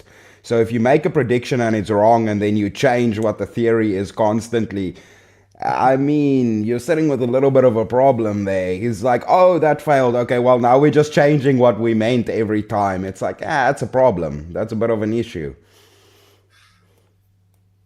And a lot of I inaccurate think predictions. I think that the answer to that is since it's a theory, it's not set on stone. So there's always No. new development in the theory And- that they can be changing in accordance to the new evidence, right? Yeah, and the funny thing is, it's always when you bring this up, right? It's not a popular position to be anti that because it's the dogma that's in academia. So whenever you bring that up, but what's very interesting is there's even people in that fight it as well that aren't religious or any of that. The problem is A lot of people that understand science don't like saying things are true if it can't be proven true. So most people that actually know science are skeptical. They go, well, this is our best guess, but they won't tell you this is fact because it's not a fact. Everybody knows it's not a fact. Yeah. Yeah, I can agree with that. There just isn't a fact associated. That's the issue. Like the greatest issue. Yeah. It's just a whole lot of conjecture based on little bits and pieces. It's actually really crazy to me that it's taught so firmly as a solid foundation in the West. Oh? Yeah. If your elitist East Coast evolution is real, why has no one found the missing link between modern humans and ancient apes? We did find it. It's called Homo erectus. Then you have proven my case, sir. For no one has found the link between apes and this Homo erectus. Yes, they have. It's called Homo habilis. Aha! But no one has found the missing link between ape and the so-called Homo habilis. Yes, they have. It's called Australopithecus africanus. Oh, I've got you now. Fair enough. But where, then, is the missing link between apes and this Darwinius macilli? Answer me that, Professor. There we have it. There we have it. Darwinius about- prophesy. It sounds like the Darwinius. proof is in the pudding right there. It's a prophecy from Darwin. That's your debate. Well, dude, it's that interesting part of, right, it becomes kind of this thing of infinite regress. It's like it's this time and this is how it happened, then they go, shit, it doesn't work. Well, we're gonna add time. We're just gonna add time to it now, and we're gonna just take it further back and further. It's if you grant yourself all time or unlimited time or this, and you just keep adding variables and shifting the goalpost, it almost becomes impossible to disprove. Like I said, if you keep changing the variables, or if I make a claim and I keep adding to the claim or keep changing the claim, how do you dispute the claim? Because it's just an ever shifting claim. Yeah. Yep. So that's the problem. Because most people that understand the topic is Darwin's kind of proposed evolution system is not the one that they're following now anymore. So they're not even following the original one anymore because they keep changing it. Yeah, exactly. It's like layers. Well, it used to be sexual selection, and now it's not sexual selection anymore. Yeah. So, I think interesting. it's not just that, actually. There's like 16 layers. That's the issue. So you've got like Darwinian evolution, and then you've got bits and pieces from each next generation from him forward, where they're filling in the blanks with ever more increasing guessery, basically. So you find this piece and that piece, and you go, okay, well, our guess is this, and our explanation is this, and then you have that cemented, and then another layer goes on top of that with some more of that, and it's like each time that happens, you have an entire new system of breaking it down until you hit the baseline, and to navigate through all of that and dissuade the belief in all of these guesses is nearly impossible, because they're not going to listen to you. At some point, they're going to be like, sure, everything's just guesses, and we just made up a bunch of stuff. Yeah, that's how it works. I think the first time that I went into Jim Bob's Discord, and he was having like an open panel about this very topic, and you know, I kind of played devil's advocate with him a little bit, and what he tore it down to and sort of focused on with me was the common ancestor problem, right? Like the idea that we all arose from a pile of goop, which means that we have a common ancestor with like bacterium and amoeba. Oh, well, they keep that. changing how that happened too. They keep changing how the start of it, how it started. They keep changing that too, because there's a theory, and then they make a new theory, and then they make a new theory. So, well, here's the baseline issue that I have with all of this. Like, if genetic material is nothing but the creator's code, you would assume that all the things were created by the same creator, not that all the things are the same thing. right? Well, So it like is. if I'm a coder and I've coded 1,000 programs and all those programs use the same code, but I made that code, those aren't all the same program. They're different programs using the same code. And that's the way I look at genetic material in creatures. We share it because the creator's the same. Yeah, but it's the same thing if I go, hey, all life on Earth is carbon. Therefore it comes from the same place because it's all carbon. It's like, dude, okay, well, it just depends on how you're defining your parameters, and it's like you said, Abe. It's if it's a pencil, if I have one pencil and I have another pencil, you go, they're from the same factory. But one was made in Japan and one was made in America. They're both pencils identically made. It's a contradict. It's not logical to say, well, because they're both pencils, they come from the same place. They're made from the Right. same thing.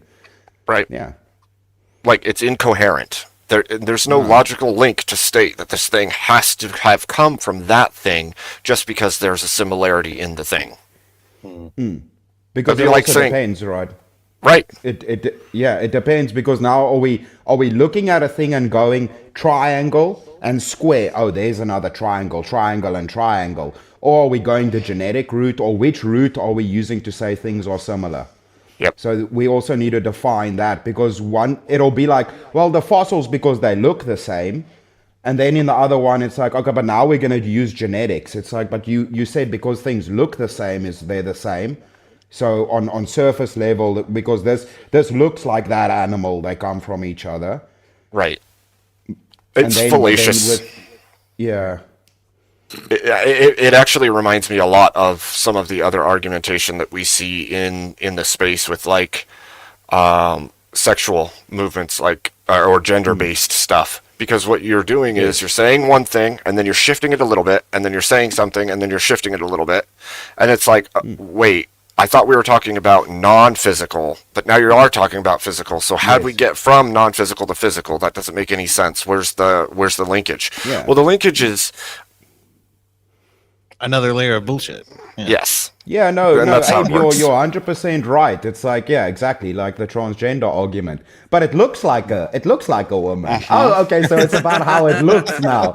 Okay, so because it looks like it now, it is the thing. So Dean See what I Parker's a mean? Is woman. that what we're doing? See what I mean? Yeah, it's the Yeah. same game.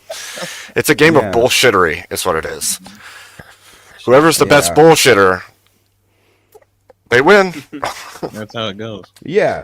No, I just don't want to talk too much about it because of it coming up. Not, I mean, Fair, fair. it's probably not that it's gonna get out to him in any way. I don't know, but I'd rather just keep my cards close to my chest because I'm at the disadvantage with this. I'm not gonna. Well- I'll just vaguely talk about it. Luckily, I'm a small channel and most people don't watch me, so he shouldn't see this. But it's internet, dude. You're not such a small channel. You know, there might be somebody here that watches him. I don't know. You're not that small, Abe. That's true. You're not Anyway, me. I do got to get going. It's awesome talking to you guys, though. It's good seeing you again, Chris. It's good to see you. Same. Thanks for DOD. coming up. EOD. Yeah, I'll see you guys around. Cheers. Thank you, sir. I want to say, I want to read these by K2, $5. Free emits birds. There's two of them. One is white, one is blue. Okay? There's no green bird. There's no third That's all I bird. say. There's no third one. They're trying to gaslight you into believing there's a third one, and you're trying to gaslight them into believing there's only two. What's the truth? That's for who got it right. Yeah. Who got it right? Chris, I'm glad you came up. I haven't got to see you in so long on my panel. It's Man, I'm sorry, bro. I've been bad. The only panel, I mean, people that watch that are a lot in the space. The only panels I ever jump up is speakeasies. Pretty Yeah. much. I barely ever get. Dude, I have to go jump on BB's. This bastard, I need to jump on his karaoke. I promised him. I'm so bad, dude. It's not This because coming Thursday. You know. Yeah, and I hope you know I love you, Grumple. It's not that I'm like avoiding anybody. It's just life's been hectic my side, man. It's been a minute. I've missed all like most of your midday stuff too. Which why did EOD run away? Right, I'm clicking the link. He shares 98% DNA with a banana, and I thought we were going to talk about that for a little bit. Yeah. Oh yeah, just Yeah, real yeah, quick. Cat by 5 saying free the green bird. It's already freed because there's none.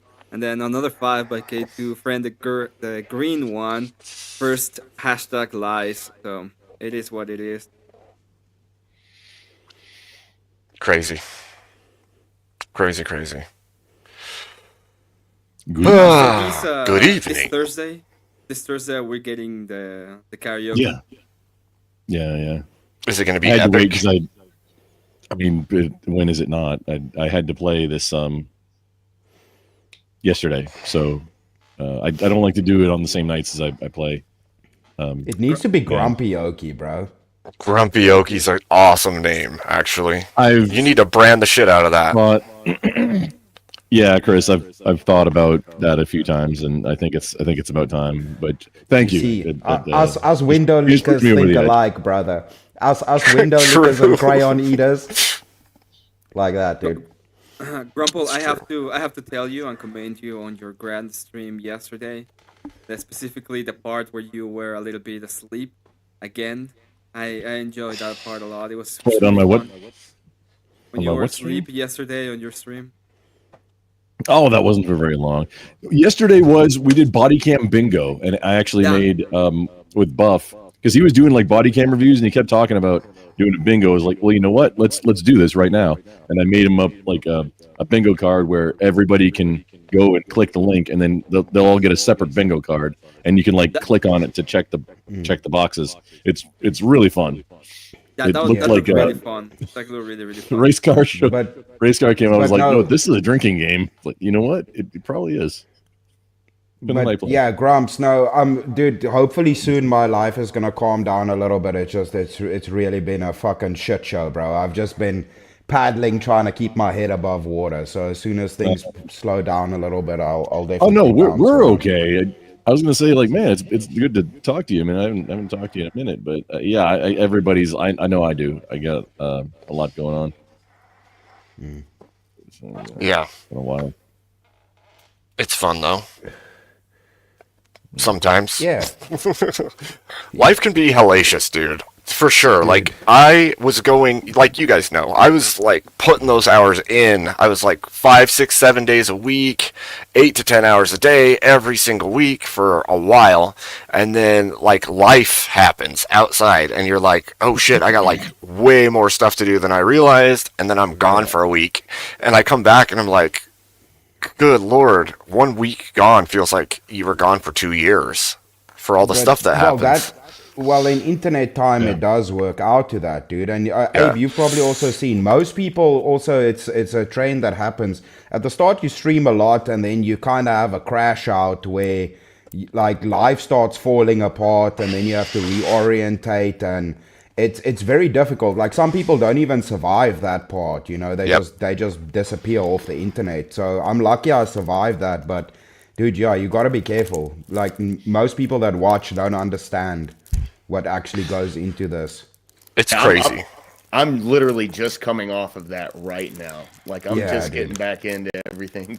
It's a crazy amount of work. And then when you step back in, you have to like start making rules for yourself, right? Like, I won't do this. I'm not going to stream this day. I'm not going to go past this time. I'm not going to stream this late. Like, you have to start. And it's weird because it doesn't automatically assert itself. It's like you have to start chipping away little pieces and make it work for yourself. You have to figure it out as it happens. It's not like there's no playbook to this.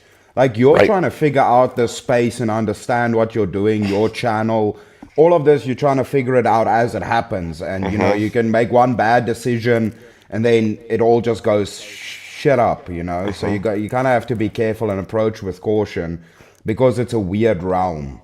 Right. And then that's the first layer, because then the next layer is like scheduling, getting people on, getting topics set, getting time to study the topics you're going to talk about, all of that. And then once you're in stream, like right now, right, we're here, this is pretty chill, but like the setup and then getting people on and then moderation and like all of that stuff is all these different layers of like work. And people don't realize when you get off of this, you're like fried. Your brain is fried. Most of the streaming, what's funny about it is most of the streaming and the stuff that's taxing is what happens off camera. It's not when the stream is going. That's the easy part.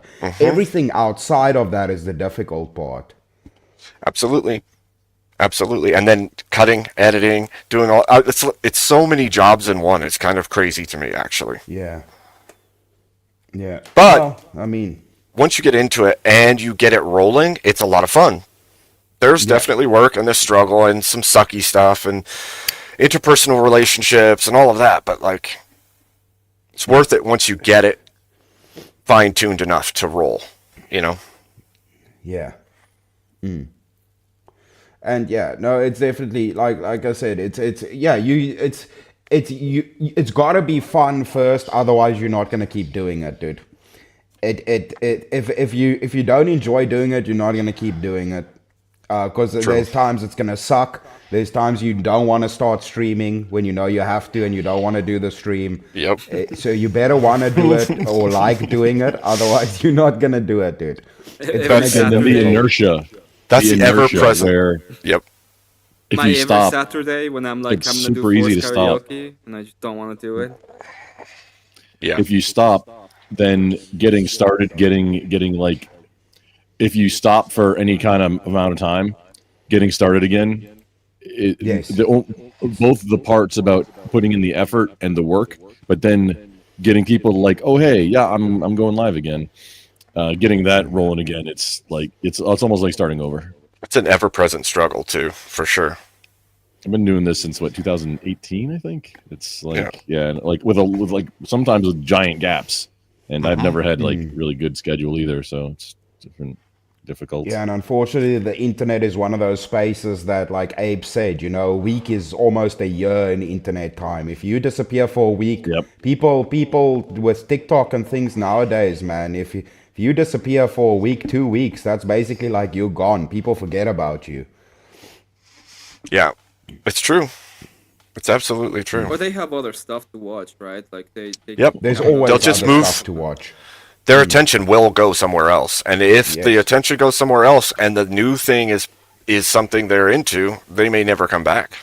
Especially if you're the same time slot, or you tend, which The time is slot's a bound, big deal. right, which is bound to happen because they're watching you at this time. You disappear, they go somewhere else. Now you're out of their attention, out of sight, out of mind. They might come back, they might notice, but we all here know that notification bell doesn't work the way it's supposed to half the time, or at least half the time. Sometimes people literally just get pulled right off, right? They're subscribed. Next week they're not subscribed anymore, and they don't even know why. They didn't unsubscribe. So that this kind of stuff all the time is happening. So your consistency matters more than the algorithm does. Yeah, and also one thing is also you know it's one of the things that's in a way good because it pushes you to keep doing better at your streams, doing better content. Always trying to figure out how you can kind of improve because any stagnation is not great when there's unlimited choice out there on YouTube. Yeah. So this is something I would say to both this crew who's on the panel right now and like everybody in chat who's either inspiring or has a channel running. Don't be afraid to reach out and ask people. Don't be afraid to just say something. People are like, "How did you get that person?" I asked. That's what I did. I went and I asked, and then I was persistent. I didn't push for them to be on the show. I asked, and they said, "I'll think about it." I waited a while. I went back to them. "Hey, any chance you'd be willing to do the show?" "Yeah, sure, I'll do the show. I'm a little busy right now, but get back to me in 2 weeks." "Cool." 2 weeks later, go back. "Hey, you told me to wait a couple weeks. I'm back. Do you think there's any chance you want to do this?" This is, be persistent. Be willing to ask the people, because even some of these people, like Jake's got 800,000 subscribers. He's a huge, huge success in the space, but he's a pretty cool dude. And I've talked to him before, but it's all about time and whether or not he can get on there. And usually they're completely willing. You just gotta ask. So Dude, don't be afraid to ask. Dude, I've also said this to people, like even when I get busy and stuff, if you tell me come on this day, I'll make sure that I'm there. Like if it's just I hope you show up randomly.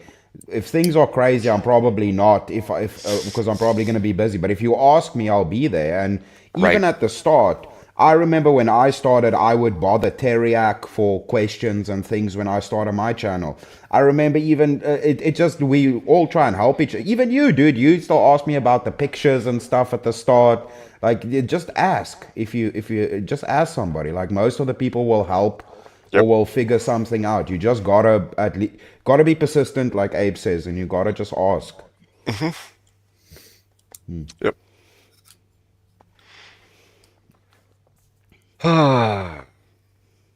This has should been have a good. etiquette, at least basic etiquette when you're on panel and dealing with people.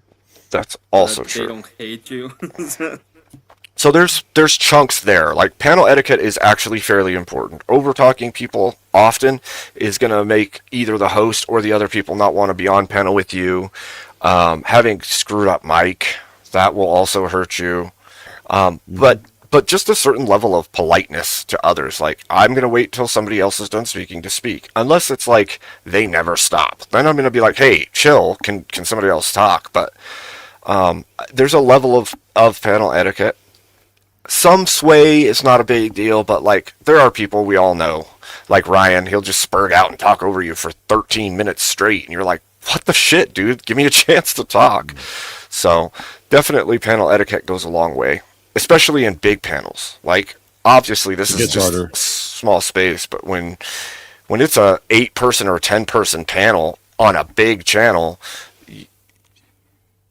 you're kind of chomping at the bit to get in there, and if you do it wrong, you're getting yelled at. So yeah, it's all a learning experience when it comes to the etiquette you must display whilst on panels, for sure. Yeah, no, for sure. I mean, because like you and me, right? Well, all of us actually that are on screen right now, we've all been on things like VK. Yeah, you're going to be freaking chewing each other up, yelling over each other, not a big deal.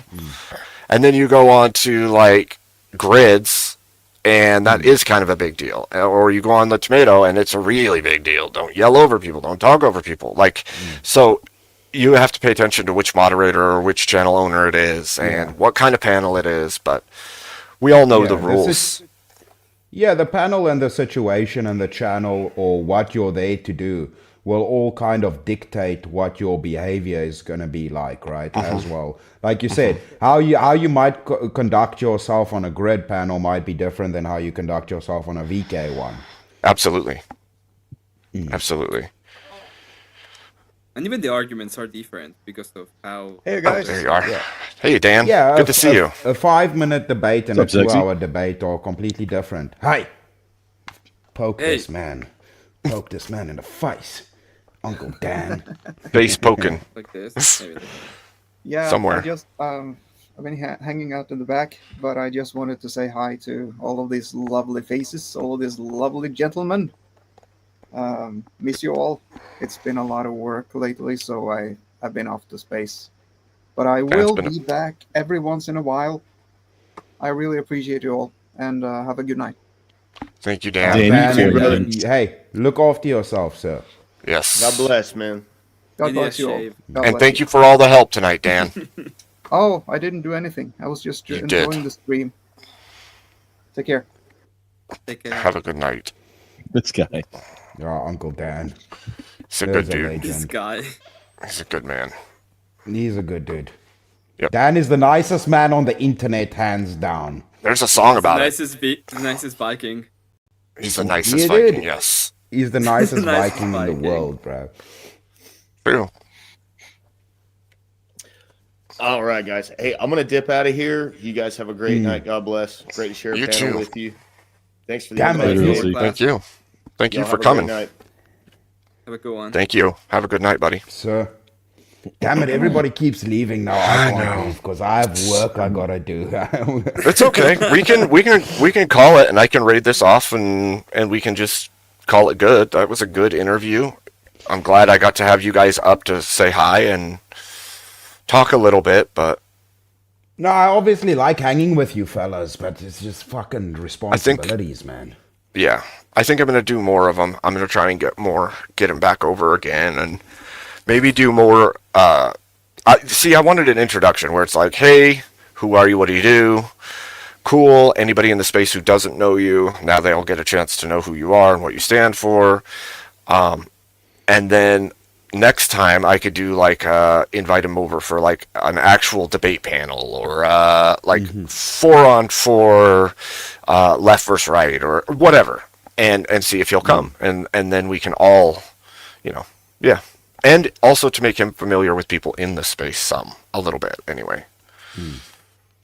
I'm regretting no, missing the exactly. beginning of it, man. I thought you were doing it later this week, like on Wednesday or Thursday or something. So it was I going to had be, well, it was going to be Wednesday. Well, actually, at first it was next week, and then it got changed to Wednesday, and then it got changed to Tuesday, and then it got changed to Monday. So it like got closer all in one day, and I was like, okay, let's go.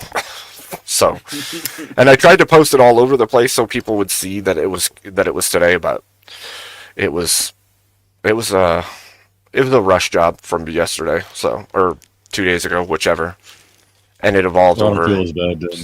I've No, been slammed most of the day. I'm sorry. I didn't You're good. interrupt you. You're good. No, you didn't. So yeah, no, but it was for fun. I thought it would be nice. Hopefully everybody thinks that it went well. I mean, I wanted to ask decent questions, but I didn't want to dig too crazy. So I I think think it the went well. I think the It was a biggest good one.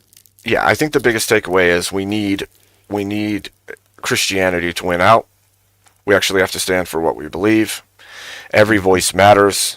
There's enough of us to actually be heard, so we should all be speaking. And learn the arguments. Christianity definitely has to win out, bro. Yep. Seems like there's a growing contingent of creators now too that are, if not actively pushing in the content, at least on the same side. Yes. Well, and that's basically, I mentioned that too. Like, yes, we were already kind of moving that direction, but at the point where we lost Charlie Kirk, it was the wake up. It was like all of Christianity went, "Whoa, wait a minute, what is happening?" And that moment was like the scales fell off of eyes. People realized, shoot, I'm just like that guy. If he's just out there talking and he's just a random Christian family man, like what? We obviously need to be more active. So here we are. Yeah. No, that's the truth. That was a bit of a wake up for everybody. I mean, have you heard people say this is the 9/11 of their generation? Because I've heard that from Gen Z. About the Charlie Kirk incident? Yeah, because it was so, like, he was not known. The JFK of J generation. Sure. But it was a big enough event that it literally shifted public opinion, or woke up enough of public opinion that they went, "Whoa, wait a minute. What is going on? What world do I live in?" That a guy is out there talking to people at a college and he's a Christian and he's not even saying that offensive of things, and somebody's going to take his life over it. Like, what? It wasn't anything offensive. Like people say this about like Rush Limbaugh, about what Charlie Kirk, about anybody that's on our side essentially, and say, "Oh, they're so full of hate and all of this nonsense." Like, have you ever actually listened and engaged? Because there's not any hate, and for the vast majority of it. What's up, race car? You sexy Dorito loving lover. How's it going, buddy? What's going on, you sexy motherfuckers? How are you doing tonight? How's it going? Good, man. Oh, it's times. very good. Yeah. Well, hey, since you're up here, all of you dang legends, firstly to our host, Uncle Abe, thank you so much for having me. Emmett, Grumple, everybody in chat, you have a fucking kick-ass night. God bless all of you guys, and I'll see you later. Yeah. Always nice to see you. Man. Have a good night, Chris. Thank you for coming on. I thought this was going to be a Chris takeover, and now I'm short another Chris. So sad. I know. Race car, you've met these guys, right? Yeah. I've thrown money at. I play D&D with Abe for one, and oh right, yeah, and of course then Abe throws me an invite to come check out his channel and stuff, like through playing D&D with him and everything. And then my first my very first sarcastic fucking comment that I throw at him is a super chat for $5 to do karaoke of ABBA's "Gimme Gimme Gimme," A Man After Midnight, and of course I had to laugh my ass off hysterically at that, and then it turned into just a giant fucking grift trend that I'm like, you know what? Either I should apologize for starting such a trend that led you down that rabbit hole of like sucking in money for the sake of embarrassment, but or It's you owe me a fantastic. thank you, but we'll call it even for the sake of those two things kind of level each other out. Well, we're good. Indeed. It was awesome.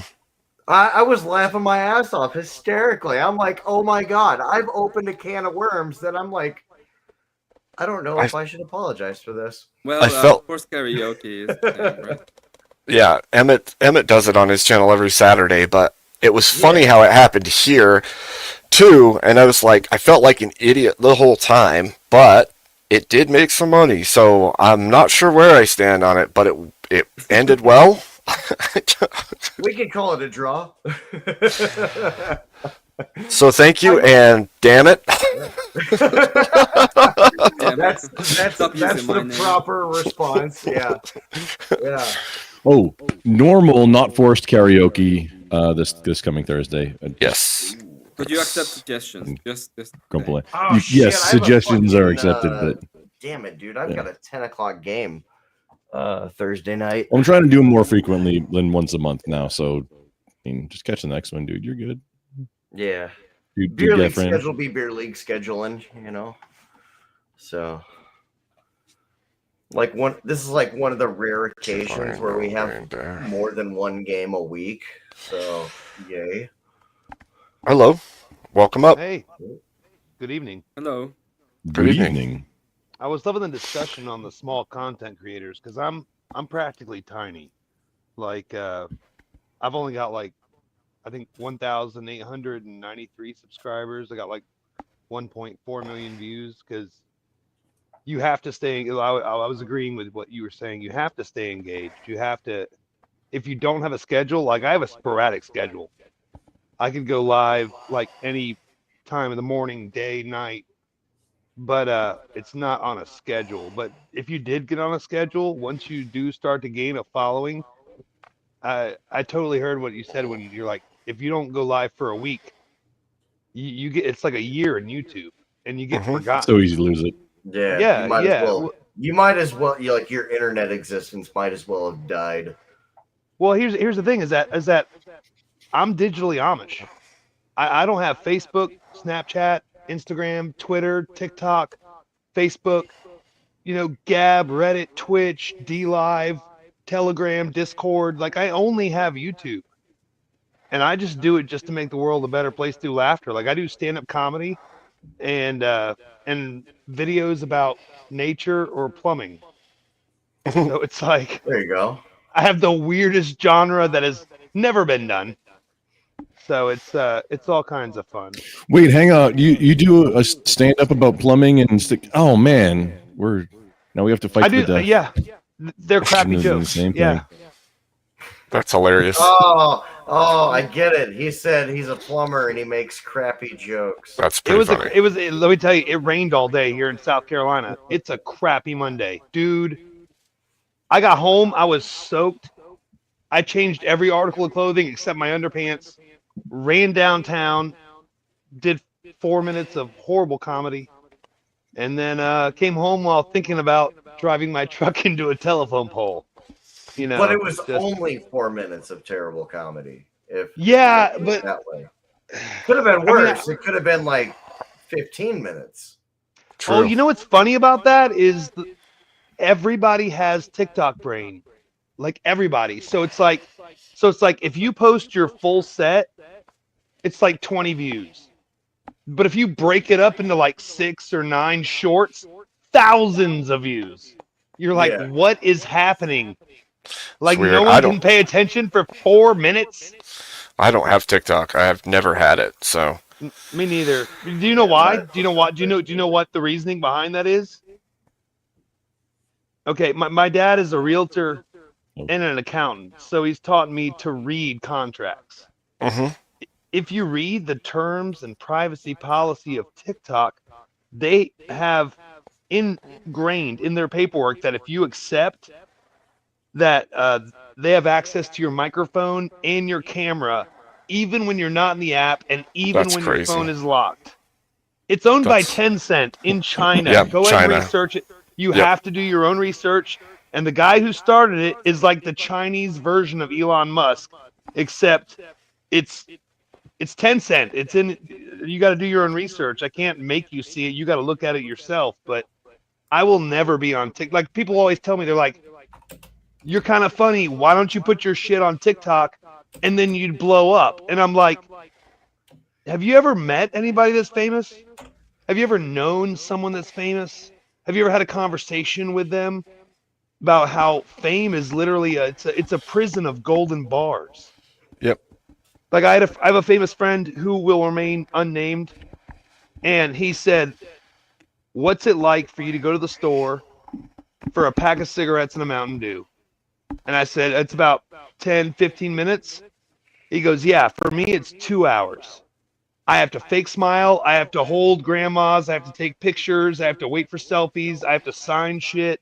And I have to be nice because if you're an asshole, even for a second, that shit goes viral." Mm-hmm. You know, That's so fair. it's like, I like being small. I'm completely 100% unmonetized. Like I have my Cash App in my bio as a joke. And one dude sent me $2 on YouTube, and I won a bet doing comedy. So my 3.5 year comedy career has grossed me about $20. Before we get too far away from it, just to reiterate, yeah, TikTok, most apps like that shouldn't be on the handset that you carry with you.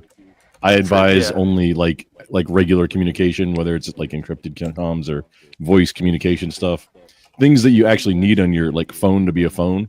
Anything like that shouldn't be on the handset that you take with you. TikTok shouldn't even I be on mean, like a device that's on anything else. Like use it on a VM yeah. Well, here's the thing: is that, to like do I your said, content. I'm digitally Amish. I haven't had cable Well, I mean for television. everybody. Well, I'm I saying mean, just for in general. I haven't owned a computer since 2010. I haven't had cable TV since 2010. Wow. But I've done 3 YouTube channels on cell phones, and you get a few million views, and it's like, oh, this is fun. And they offer you the opportunity to be monetized.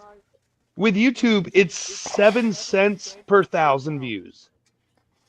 So at 1.5 thousand views, that's like, or I'm sorry, 1.5 million views. That's like $106. And then YouTube takes their 30%. And then what's left, the government's going to send me a tax form on what, $68? Yep. No, Yep. I'll just keep working my job and not be so dick sucking reliant on social media. It's fair. You know, no, It's well, people that want understandable. to be famous online and they're like, I want to make a living online and this and that and the other. It comes with stipulations. You don't want to be recognized in public. You want to be able to have family private time, and you don't want to be doxxed and this and that and the other. And it's like, you choose a stage name, get on there, put something good in the universe for free, and don't care about if it makes you money or gets you famous. You said there was dick sucking involved. No, the clout chasers. I was talking about the clout chasers. Like, no one here is really a clout chaser. Like, Well, last like time Jake. I checked, I'm not gay, but $20 is $20. Grumple got excited for a moment. Yeah, I mean, if you got to ask how much the ZJ is, you can't afford it, you know? Okay, you got to pay me Like, more than that ooh. to fill out a tax form. Mm. Yeah, it's just one of those Oh. things. Anyways, I'll sign off. I just wanted to give my 2 cents. Sounds good, man. I Thanks. appreciate you having me on. Thank you Yeah, for that. I of course. appreciate it. Yeah. Have All yourself right, a good Chip. night. Yeah, you too. And Streamlabs has new. How do I exit out of here? You just close the app. I'm trying. All right, Or y'all just have a good close night. the There should be window. a red button at the bottom, but yeah, just exiting. be the quick way. Yep. The guy was too nice. I am a cloud chaser. Well, there's a certain level of, it depends on what you want to do and how you want to do it. But he's not wrong in some ways, for sure. Like, it depends on what you're doing, right? If you want to just put good into the world and you don't want anything else, you just want to put it out there, then that's fine. That's awesome. And I would also say if you want to build, like, we all know there's people out there that have built entire empires out of their YouTube career that are doing really, really well. Sure, they may be really busy because of it, but maybe that's what they thrive in. So it just depends on who you are and what your goals are and how much you're willing to put into it. Right? So. Yep. Yep. I just like having friends in online spaces and being able to make dick jokes. Yeah, you usually do. I mean, Abe's like, yeah, that tracks. That does track. I mean, usually.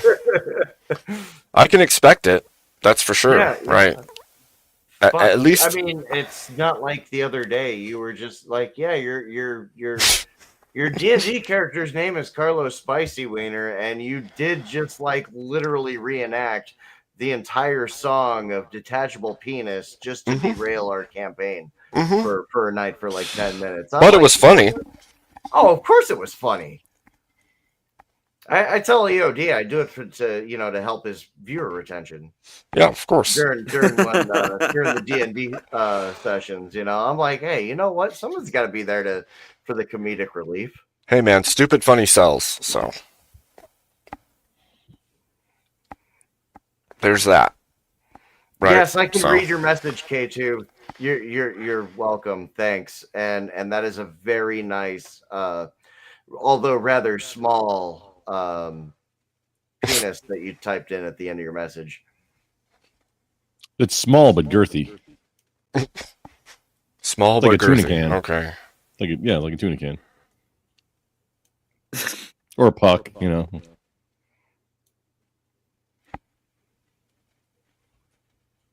You guys are degenerate.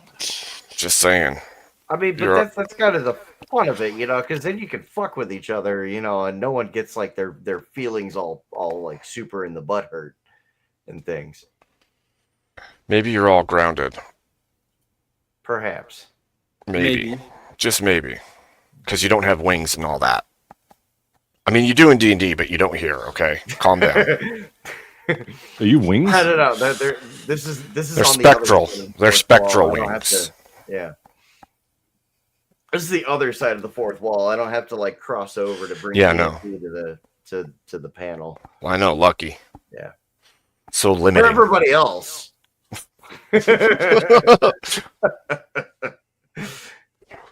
Oh man. Well, that was for fun. That was pretty cool. Getting to have a little bit of a talk, Yeah, I just got home and signed into the old stream here and caught the last 10 minutes of Jake. That was pretty cool. And then figured I'd just kind of come in and hang out as everybody else was leaving and whatnot, just to be a dude and talk about the things. The things and stuff and things, right? Yeah. Wait, stuff and things? Stuff and things. Yeah. That's right. That's it has to be the stuff value and proposition there is overwhelming. Isn't it? It's kind of like everything and nothing all at once. I don't know if Chris saw any of my comments about what I was talking about with Darwinism. Since he's coming up with that debate, I was trying to throw him all kinds of pointers. Yeah, you might have to hit him up on Discord or his channel, but I'm sure he's going to do deep research before he does it. He is absolutely taking a bold take to go against the proper all-wheel drive turbocharged four-banger platform and go against Evolution. True.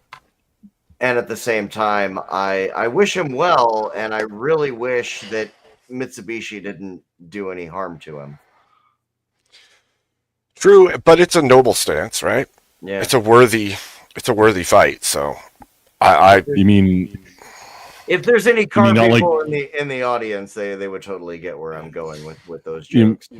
race car? You mean like not like the 4G63? That's exactly what I'm talking about. Take your you got to put your leash on before you take your crank for a walk. Yeah. That's fine. I mean, I am definitely like pro Mitsubishi Evo over the Subaru WRX. That's front biased. The engine goes sideways, dude. Come on. Yeah, but the Subaru is a boxer engine and they leak oil because that's what they're good at. It takes 8 hours to change the spark plugs. Well, it depends on which one, right? It takes 8 hours to change all of them individually for a total of 32 hours. That's beautiful. And you have to have tiny hands, such tiny hands, like the size of hands that you would imagine Trump plays the accordion with. Like that size of hands, you got to reach down in there, and there's barely enough room for your hand and the spark plug once you've unscrewed it to, between the space for the spark plug in your hand and the frame rail. There's just not enough room, folks. Not enough room. You got to have super tiny hands. Only the tiniest of hands can work on Subarus. It's a fact, folks. Yeah, well, I'm screwed then, because I ain't working on it. I will stick to my rotary engines and that kind of Dorito autism all day long. Yeah.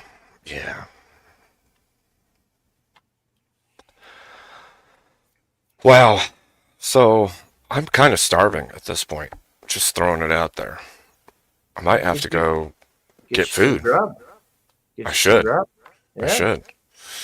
But there's a decent sized crowd in the chat, so what do we have going on right now? Are you trying to pawn everybody off to someone else? I think Well, I'll go live. I know that Emmett was planning on going live already, and he suspended his live to come here. So I was wondering what he was doing. I'll go live. I may. I'm gonna leave for now, set up my stuff, and then give me like 5 minutes. Do it now. Do it now. Do it now. Do it. Fine. Do it now. Do it. Do it. I'm a bit exhausted, but K2 reminded me I haven't checked out Helldivers since the new patch, so I might go live and do that. I'm not sure. I didn't have anything else planned except for I need to finish up doing a diagram network, like a new network diagram. Like I was able to recover most of my stuff. Like I thought all of it, but there's some things that are missing. Like my home lab network drawings. So like going through, I started and I've only done it once so far. I'm going through the whole process of how you would do essentially network engineering for a home lab. Oh wow! Starting with I'm extracting information out of my existing gear and then using that as a basis for the plan, and then like going through, make your spreadsheet, make your drawing, and then what you could do and things like that. Could make a handbook from what you're doing. Yeah, a guide. Yeah, that's kind of what making a video of it first, and then maybe some kind of companion workbook or something. Yeah, you could make like a handy dandy notebook.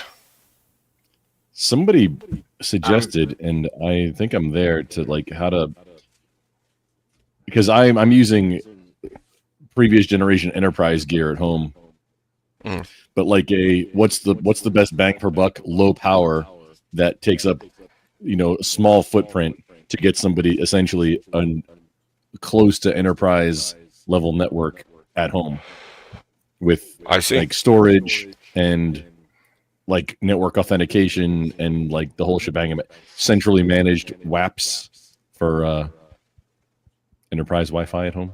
Mm-hmm. This kind of stuff, and like, you know what? That's something that I can do.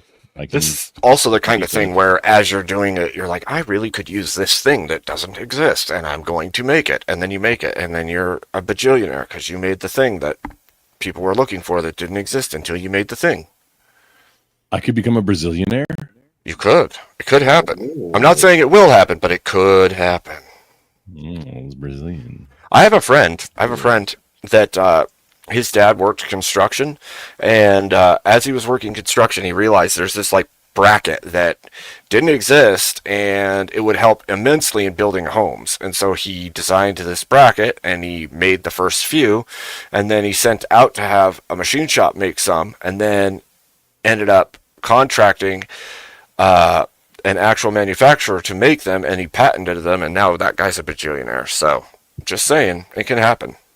It just takes one invention that doesn't exist that is a need. Like, he saw a need, he filled the need, and now he's wealthy for it. So, necessity is the mother of invention, right? It is indeed. It is indeed. Necessity is the mother of invention. Funny thing, I have a 3D printer. It's actually less than 8 feet away from me. It's still in the box. Same, I'm but probably mine's do not an in the box. unboxing of it. I need a new extruder for mine, though. That's gonna be another. That's gonna be like one of my first like big investments into myself, because 3D printers are great for trying to prototype race car parts And solving like little problems, like just it can make this. Oh, up. yeah. I work in metal and wood. Plastic is just natural. Mine's an Ender, but I'd like to. Yeah, creative Ender V3. Yeah, I guess same one. Yeah, or one of them. They make a whole bunch of different. Same with all the Creality stuff, and yeah, it works pretty decent. But like I said, my extruder got plugged, and then I don't know if I can clean it and continue to use it or not. But I'd like to go with some aftermarket parts, because there's some for like higher temperature and better blending and stuff. So future stuff. I haven't even used it in a long time. It's been sitting there in the office. I need to. I don't want to sound bougie or like, oh yeah, I'm too good, but like when my VA benefits get updated and I get my back pay, I'm looking at probably getting a Bamboo Labs A1. I've heard some good things about the more recent Bamboo stuff. I'm just not too into it right now. That sounds really cool, though. Does sound good. Yeah, I've got a couple projects I could definitely use a 3D printer for, like trying to custom fabricate caps to cover electrical terminals that go through the firewall. So those caps will both protect the spicy part of this terminal where the electricity goes through the firewall from both catching my my carpet interior on fire from underneath, as well as protect the outside from the elements and things. Yeah, fire is not good inside of a car. It's best preferred to have that like.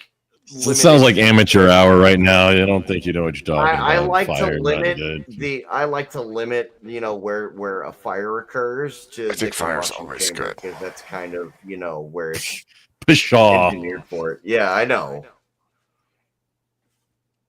Right? Like, come on. So, what did you mean? What do you mean about the last debate?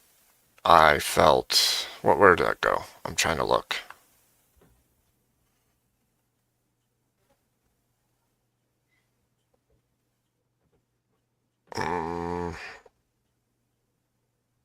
Let's see. What was the last debate you felt that happened? I don't know what that means. Oh, while he's figuring that out, race car. I've moved on. So my next project truck that will become a daily driver, and maybe for a possible advertisement for a business venture. So first gen Tundra crew cab, but instead of a Cummins either 6BT or 4BT, Isuzu 4BD1T, which is very similar to a 4BD or 4BT, except it's shorter and has a lot better manners on road. Still no timing chain, still timing gears. It's like almost the same thing, except also it has sleeved pistons. Geared timing is ultimately the way to go because you'll never lose timing, and you have to like really fuck up for your timing to get fucked That's up. why the Cummins B series is like, yeah, it's a 1,000,000-mile engine if you change the oil and There was it's not there quite was an Audi /VW V10 that they did a geared timing for, and I forgot what it was, but those things are absolutely fucking bulletproof. It's like, well, why is this not more common? I don't understand it. Chains are cool and all, but gears are But not the whole really the fallible. problem with gears versus a chain is you lose the ability to do variable valve timing. I'm sorry, Abe. We Oh yeah, I'm like, I don't care. This is how it ends up. This is how it ends up on if I ever like if Grid and I are ever on show, whether it's his show or wherever, like end up digressing into. I mean, Porsches generally, or whatever. Yeah, we're nerds. We're nerds. You fall to your baser interests. I get it. It's okay. It's okay. It's natural. I don't have to worry about timing for shit in a rotary engine. It's literally two fucking spinning triangles on a stick. That's what she said. You just you tune the ignition timing and that's it. Like there's nothing. It's great. It's reliable. Except for the rubber bands that keep the coolant out of your oil pan and out of the combustion chamber. Those kind of will shit the bed sometimes. And that's not But good. your apex seals, rubber No, bands. no, not the apex seals. All right. Coolant seals. Gentlemen, I'm going to send you off into the abyss. The abyss. The great abyss. No, I'm gonna raid everyone over to Emmett. God bless everyone in the chat. Give him a like, give him a sub. He's an awesome dude. And I will either be back on later this evening after Emmett maybe, or I'll be on tomorrow. Either way, I've said this already a few times. I'm actually going full time. So I'm looking at possibly doing twice a day streams a few days a week, or like 3 days a week, and then long stream Saturday evenings. I'm still working on the schedule, but I will be on either way tomorrow. So make sure you're watching. God bless you all, and have fun at Emmett's. See you later. Keep it sexy. Hell Keep yeah. it sexy.